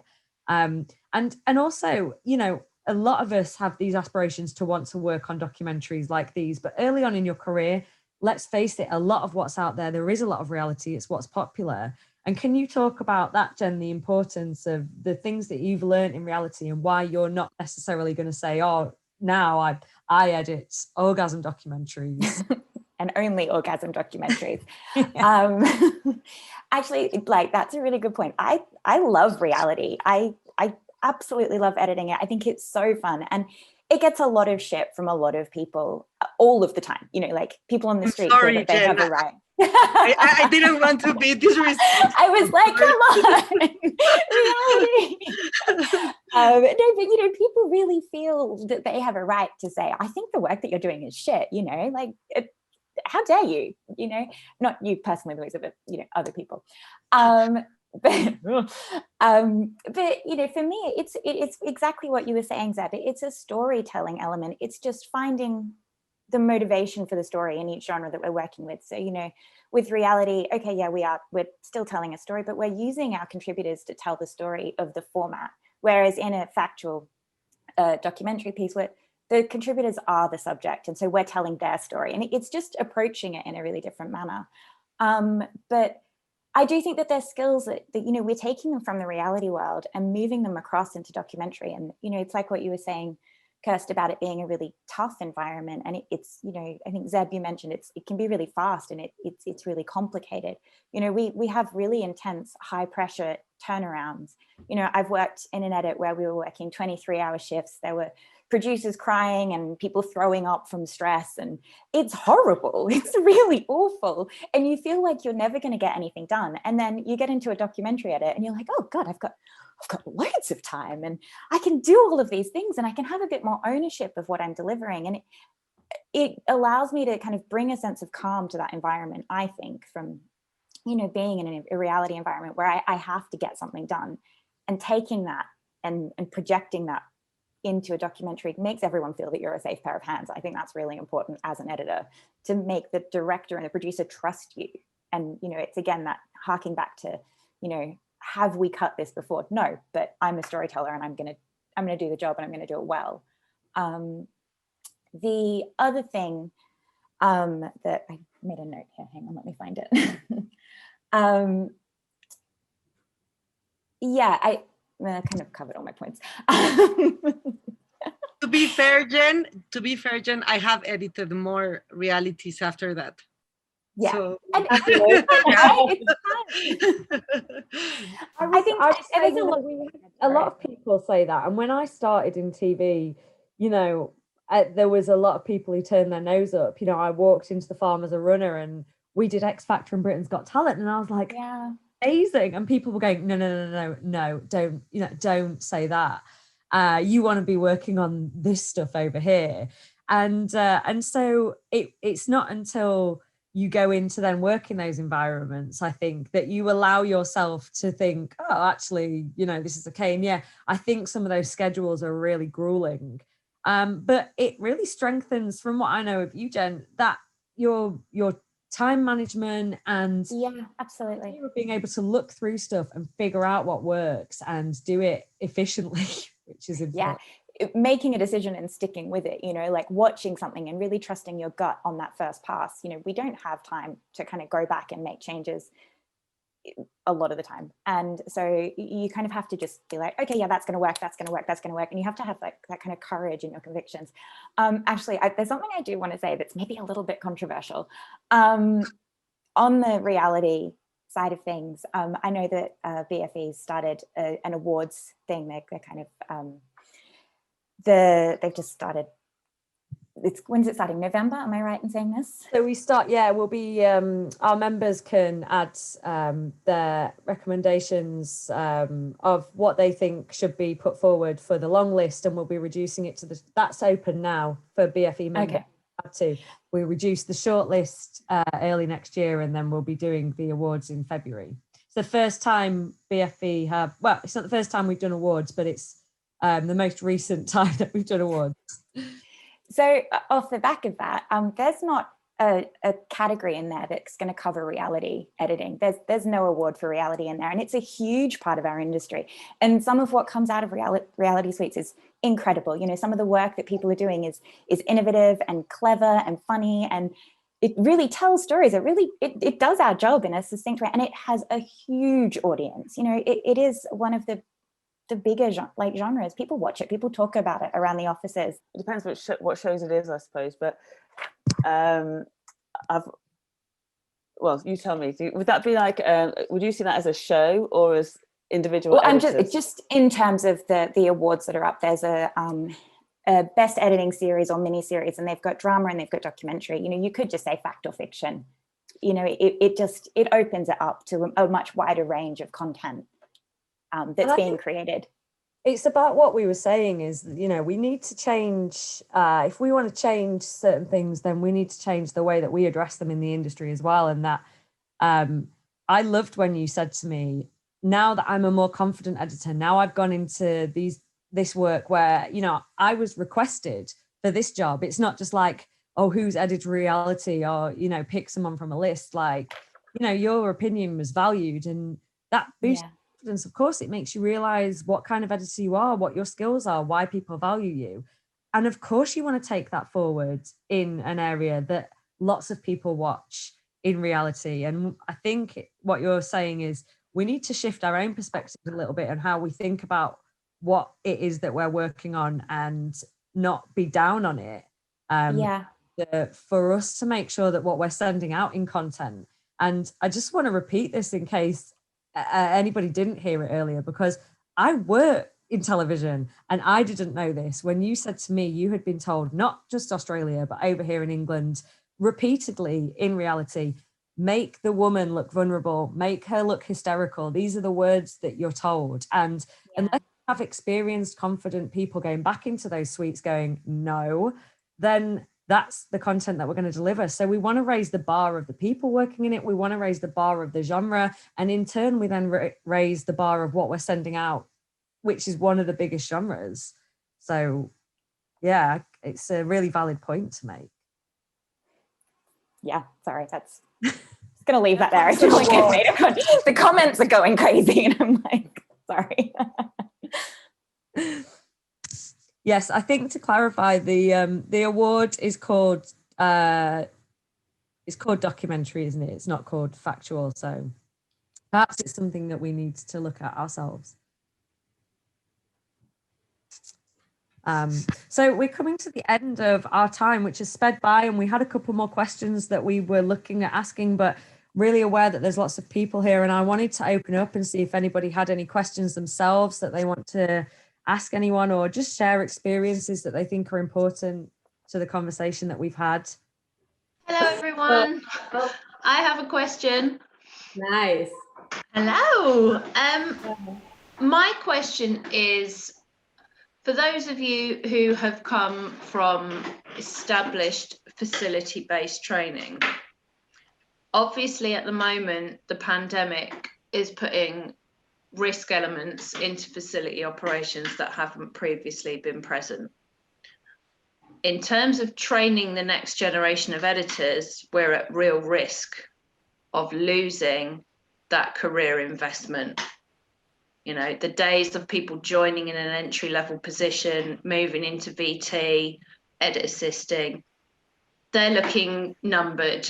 So I would like to know people's thoughts on whether the industry are likely to operate a kind of old school series dedicated edit assistant role, and whether any of you have had that experience of having a dedicated series assistant and what that's meant to your production. I have on sort of more obstock sort of factual entertainment shows, obviously pre-pandemic. And I have had assistants who were assigned to just our series, and it does make a difference because, you know, they know the material, they know what's coming, they know what's expected. I'm currently working at Vice for a few weeks, and they, you know, for each week or each couple of weeks, and I move on to a new film, they're making short docs, there are a team of assistants, but it will be like I have one assistant who's my port of call, and it's been really useful because they know exactly what I want. And I know that they can pick up if we're working remotely, it's all been quite difficult. I will send them things if things are missing and they need to drop it in. They kind of know what to expect. I haven't got to explain anything.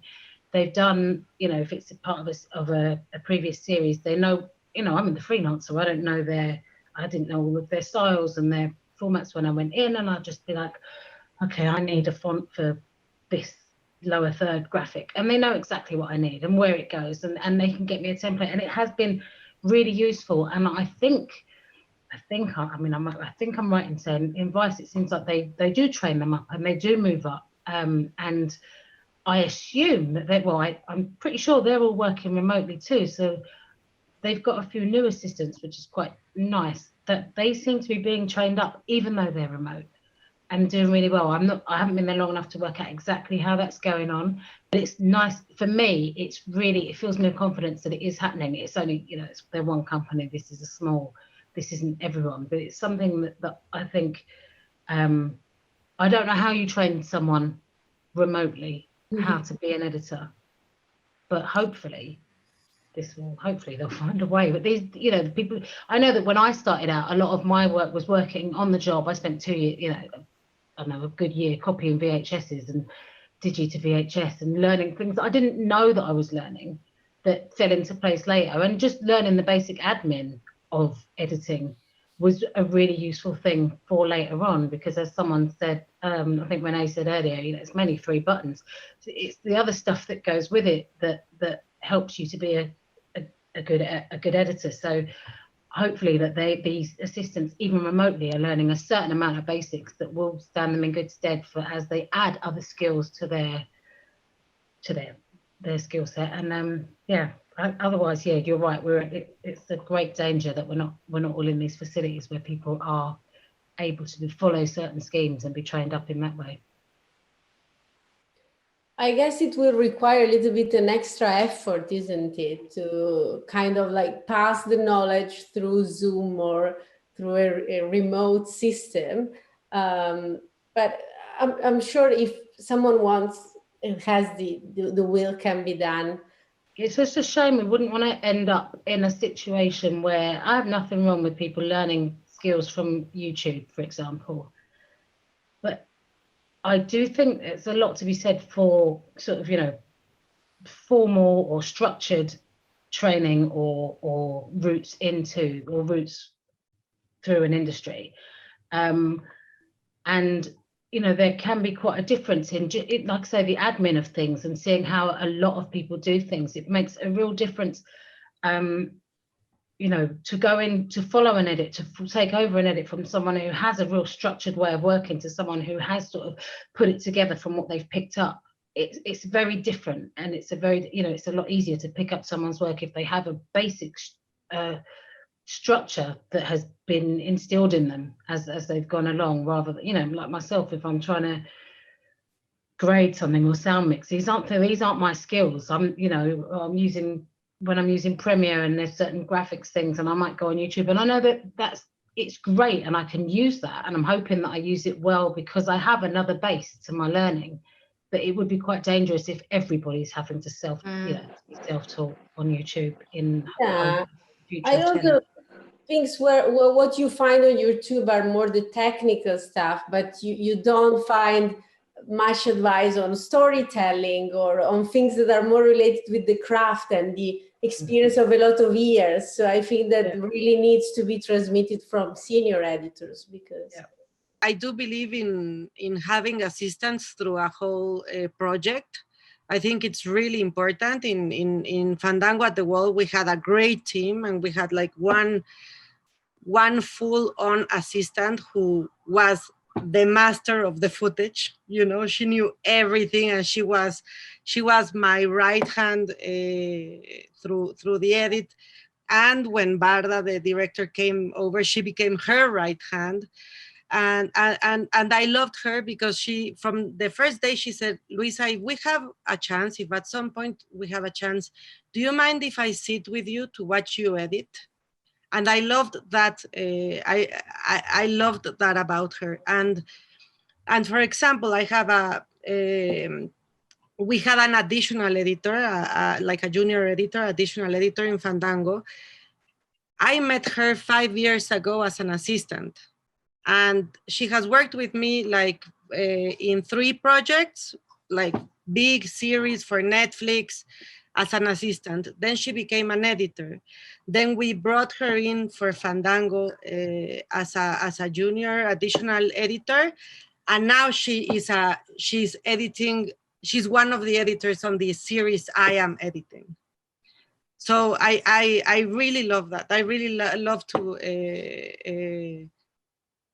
I came in the same way. I was an assistant editor. Someone took me under their wings. Even though I went to film school, I think I learned more from mentorship than anything. And that's the way I came in. I was an assistant. Someone said, I'm going to make you an editor. and they showed me, and I'm going to make you a post-producer. And that's how I learned. So I do try to do the same for our assistant editors. I agree that it's difficult with the remote situation, but I don't think it's impossible. Maybe more, down the line, hopefully, post-COVID, maybe more production companies could get involved, because I've been asked sometimes, there's been work experience in a production company, they've been a film graduate, and they said, oh, can they sit in the edit for a few days? And that's all they do. They sit in for a few days. Really what they should be doing is say, right, you're going to sit in the edit for 2 weeks, you're going to help the editor and watch what they do, watch the room dynamics and that sort of stuff, and set them tasks as well, you know, rather than, you know, if they're not in a facility house environment. So, I mean, I've been a freelancer all my life, and I worked for 2 boozy, chain smoking, you know, editors in Soho who cut commercials, and then finally moved on. But at least I did learn from them and from the clients that came in and all the rest of it. And the work varied a lot, commercials, promos and corporates.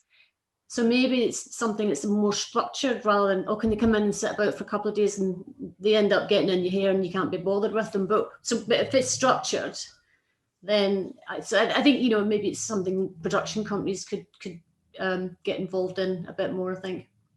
Yeah, I think there's been a loss between, you know, edit assistant and mentorship used to be the same thing, yeah, essentially, you know, and now they're 2 separate things. And part of that is money. You know, we as an organization, we're often talking to people about why can't editors have their own dedicated assistant. It's proven that they can save money, but it just doesn't seem to be a priority for production companies. But I think the important thing there is the emphasis that there are all these edit assistant jobs. We need more mentorships, and we need people who are doing mentorships who are also willing to combine the 2 of those realities. And what you were saying about the edit, I had a mentor that I approached myself when I worked at the farm, and she said she was so strict. And I always tell this story because I think it's really important. She said, of course you can come and sit in with me, but you're sitting with me every single day for 4 weeks, because that's what it is to be an editor. So you'll come to work and you'll sit in before your shift and after your shift. And someone said to me, did you not feel that she was taking advantage of you? And I said, I mean, that's probably the least I've been taken advantage of in my career in television.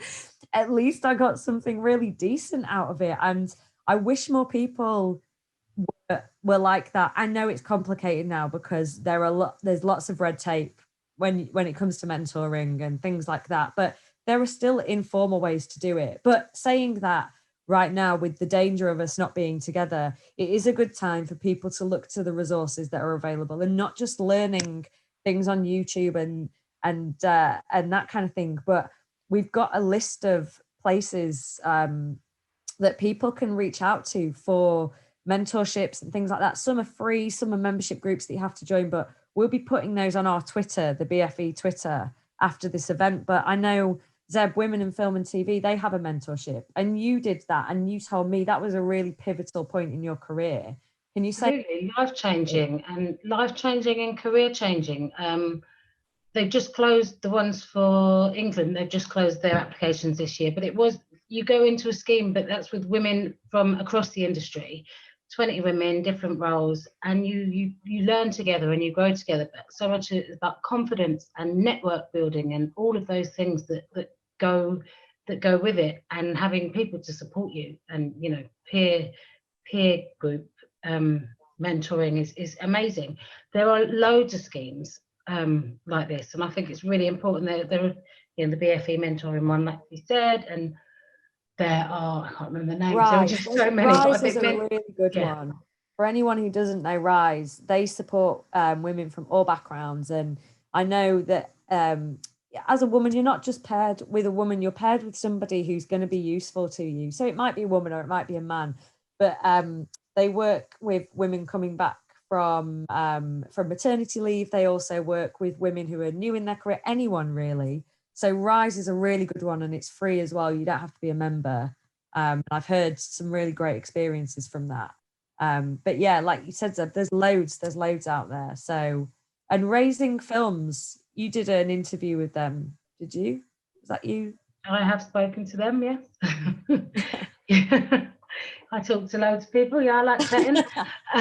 But yeah, no, they spoke to me about parenting in the industry, and they do a lot of, so much of it's about networking and meeting people, and because a lot of the mentoring schemes, even if you don't get on, sometimes just going through the process of trying to get on can, you know, teach you quite a lot about where it is that you want to go and how you want to get there. And there are so many groups and places to chat and network, and so much of it is that. So much of it is networking and finding people who are on that same journey as you, maybe not the exact same journey, but doing it and being there to back each other up. It's really, really important. And just really, you know, for all the schemes that I've ever done, just having a sort of WhatsApp group of people who understand what I'm going through, who when I say, oh my God, I'm editing my episode of EastEnders are on this week, they will act like I've just won a BAFTA. Whereas I've got other friends who'll be like, who watches that? You know? And I'm going, I don't know, a few million, but you know, or whatever it is. But you know, I'll go, oh my God, this thing I've just made for Vice has just got up on my Vice's YouTube, and these people are like, oh, you've always wanted to work for them, or you've always wanted to do a documentary about that, or you've always, you know. And it's really important to have people who understand where you're going. Your friends and family do, but there are people who have got their own goals in our industry who understand it in a different way and will just cheer for you. Whatever, it's not every little step that you make, they'll cheer for you. And that, I think, is really important for finding your path. Yeah. That's so true. Have you, Renée, have you had any experiences like that, you know, with mentorship or being a mentor yourself that have been quite pivotal? I don't know. I was thinking, I mean, obviously there's different people in different parts of times in my career that when someone's, you know, given me an opportunity and it's just completely changed my life. Like, you know, when the first Panorama I did, I hadn't done anything like that before. I couldn't believe that people were still filming while I was supposed to be editing. It was weird. And but then, you know, I just loved it. But they were still filming even on the last day of the edit. I was like, you people are insane. But I just I'd never seen anything like that before. And but, you know, that was such a fantastic opportunity to be offered that. And I found that I absolutely loved it, doing news and current affairs. But it's so no, it's been more just certain people that have you know, offered me something, and I've just opened a door into a whole nother world. And I think, you know, part of that is obviously talking to people and them, you know, and them remembering you. And I do have you know, some execs that I work with who, like Paul Woolidge, for example, who has exec'd the two films that I've made recently, and which is just, you know, it's just absolutely amazing to have that kind of mentor, someone that who's been, you know, part of your career for a very long time. But yeah, I do have, if ever I need help, there are people who've sort of in Q&As and things have said, oh, you know, if you need any help, let me know. And I have not taken advantage of that, I was going to say, but, you know, I have included them in my work and helped them get work and things, and that's been brilliant. So I think I've forgotten what it was that I was going to say, that after Zeb said what you said at the end, because I was going to say something about that, but it doesn't matter. I'll tell you if it comes back. But no, I think it's just very important that we support everyone, especially, you know, younger people who are trying to get on, and it is possible in some form or other to be able to sort of, or just, you know, keep your ears open for people that you know are keen and good. But yeah, there are people that I have, you know, have helped me with my editing and things. When I was doing the film, you know, 4 years on and off, like David Preston, who was on here and he's gone now. Yeah. There's something that I did want to ask. I know we've run over now, and Luisa, you're at work, and other people have children, and also other people had to get up at 5:30, etc. But if you are able to stay, I'd love to ask this question, and feel free if you need to go. But it just kind of ties up the thing that why we started doing this was because there are fewer women in Factual, in particularly in kind of cutting edge documentary. And I've had all sorts of people giving me opinions on why they think that is. And when I spoke to you all said you wanted to make a difference, you wanted your opinion heard. I've worked in some independent documentary that I absolutely loved working on, but it was really clear to me that right at the top, it's all these men. It's their money and it's their opinions. And so you can have an opinion. And this is perhaps a very particular experience to me. But given that there are so few women in this part of the industry, I wonder whether, you know, being passionate women who want to get your voices heard, do you think that it's sometimes off-putting to come into this route and be constantly told, not that opinion, not that, you can't say that? Do you think it's a turn-off for women? Or do you think until they get to that point where they break through and they are allowed to have their voices heard, and then we see people like Sunshine who go on and be executive producers, and Renée, you go on and make your own film, and all the rest of you go on and have your voices heard. Do you think that's a struggle that's faced with women, or do you think it's more to do with childcare issues and things like that? What's the issue? Go. I think it's all of the above. It's childcare, it's money, it's commitment, and it's quite a lot of things that you have to sort of take on board, and you know, and just drive really. You can do it, but you need a lot of resources when it's financial, childcare and all the rest of it. But I mean, I think it's a lot better now because there are more women in the industry in terms of commissioners and execs. I think a few years back, I think it was pretty bad. But yeah, I think you can do it, but you just have to kind of, and I think it's doable. But for a woman, I think you do need to. You can't solely concentrate on that and be really selfish about it, because you've got so many other commitments if you have children and all the rest of it, and you know. Yeah, I think if you have an affinity with certain producers and directors, then or editors if you're an assistant or want to be, I think obviously you just need to stay in touch with that person and work with them as much as you can and do anything to, you know, to. Yeah, I mean, that's one thing. I mean, building those relationships is so important early in your career. You know, I built a lot of relationships and had worked on some great material, and there are people that I went back to when I had kids and said, oh God, I'm really desperate, I haven't cut anything for a year, can you give me something? And they knew me and they trusted me and they said, okay, we might have something in a whatever, and they would bear me in mind and they would kind of get me back on track. I had a lot of stuff in the beginning where I like to think it's changed, but I know that early on in my career, I was always warned off hanging out with certain women who were seen as too aggressive or feisty, or, you know, the obvious. And I'd be like, I can't do that. And I was always quite mouthy East London girl. And, you know, I would be in, I hope times have changed, but I would be sat in a room, you know, when I was assisting, and you know, the young female runner would come in and put something in the fridge, and a load of guys would be sat on their sofa on their break, checking out her ass and chatting about it. And I, you know, everyone would go, don't say anything. But I can't not say something because of who I am. And I'd get told, well, that's never going to work for you. And I don't know if it helped or hindered. It was who I was. I couldn't not say something because that was who I was. But I did work with other women who'd say, I'd never say anything. Yeah. And you'd have to sort of find your path through that. And like I say, I hope that's changed. But then that's why I think things like Women in Film and TV, or sessions like this, or mentoring and having that peer group are so important because of those networks, like you were saying before, making those relationships and having those networks and making relationships, and people who can bring you in when you need work, or people who do know that you've left the industry to have a baby, which doesn't mean, you know, everything about editing has fallen out of your brain, maybe for a couple of weeks at the beginning, but you know, you can come back and do stuff.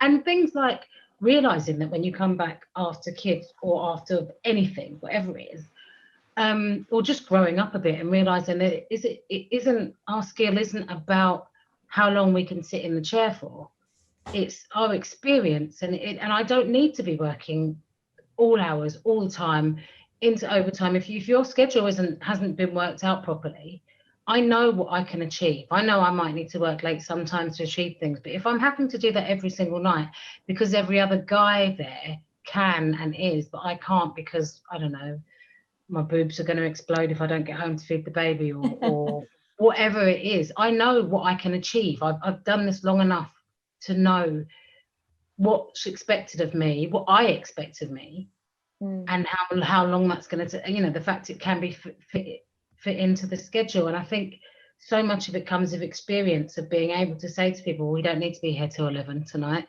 go home and have dinner, go and but it's that confidence and it not being because I've got kids, I don't want to, I'm sneaking out. It's like, that is one of my reasons, but also because my work is done.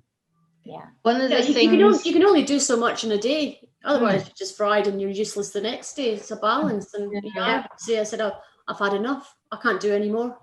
I'm sorry. Yeah. And it's true. It's not gone down very well at times, but other times I just thought, well, there's nothing I can do about it. So. Full disclosure, I'm not an editor, but I'm heavily invested in editing. I am Genevieve's agent.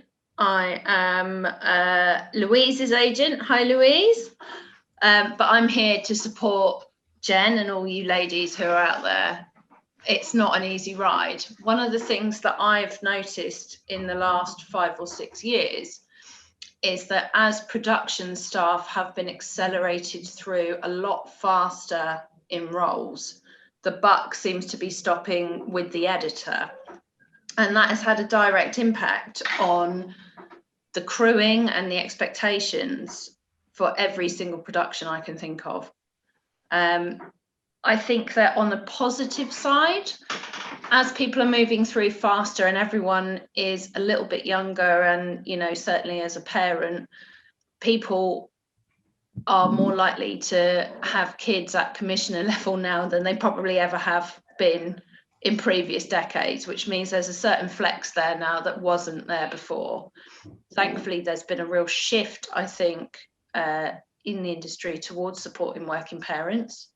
But I also think that there's a real duty of the production companies to really take ownership over making sure that women, people of BAME origin, and people who, are not visually represented in the industry are really supported.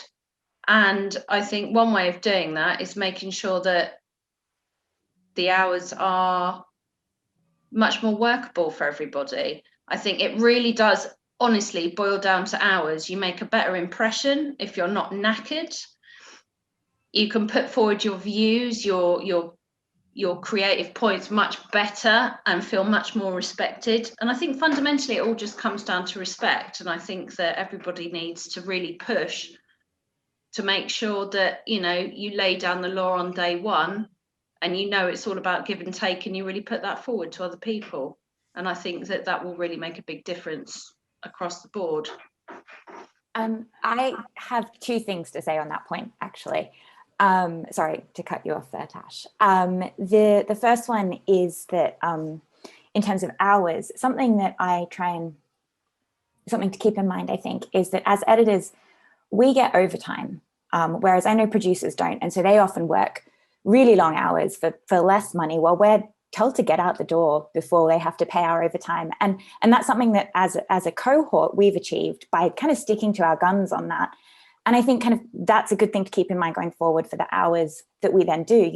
If as a cohort we all say, no, we're walking out the door, we can kind of take ownership of that back again. And then the second thing I wanted to say is something that's probably more specific to women, and that's to do with job sharing. And I don't have kids. I don't need to talk about job sharing as yet. However, I know a lot of female editors who do talk about job sharing. Maybe they split it Monday to Wednesday, Thursday and Friday. They have another editor who does the other shift with them. And I think it's something that people need to be open to, because it does allow a step back into the workplace for parents specifically. But also it allows people to kind of have a bit more flexibility with their life. Maybe you don't want to work 50, 60 hours a week. Maybe you only want to work 30.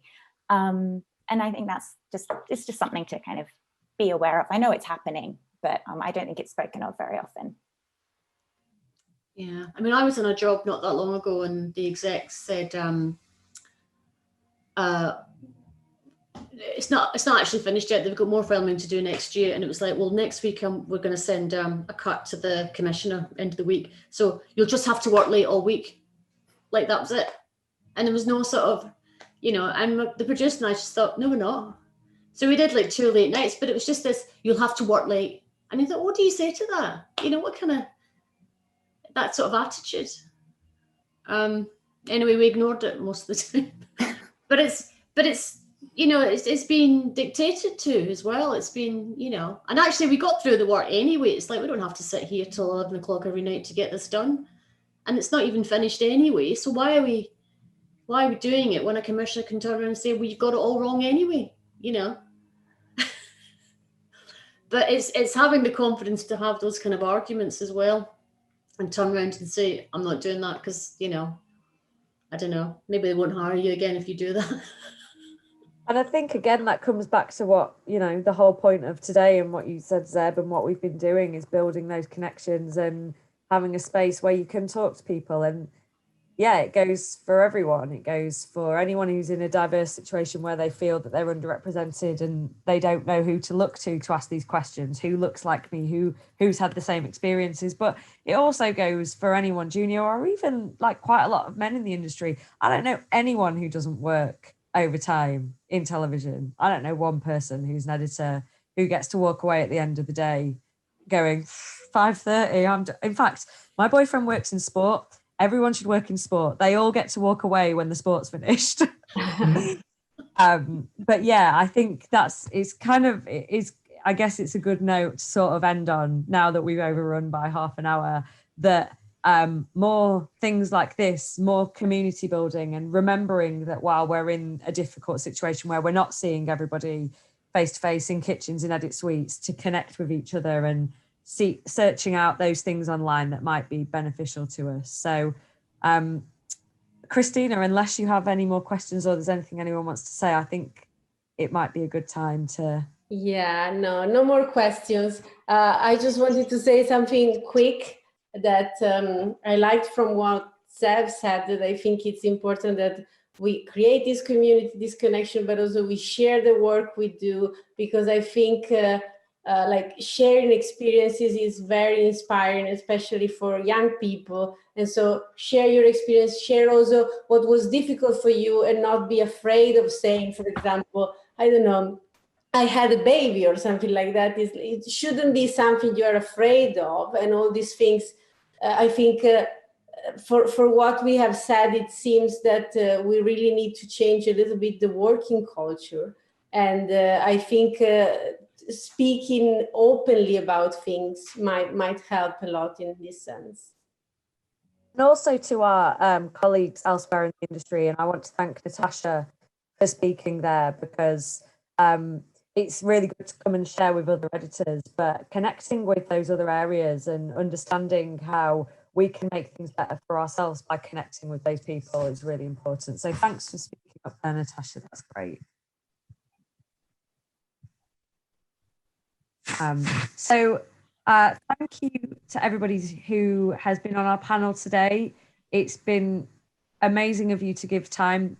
Everybody here has not just given time tonight, but we've spent time talking to them prior to this, and we really appreciate it. It's been great to learn as much as we have about your careers.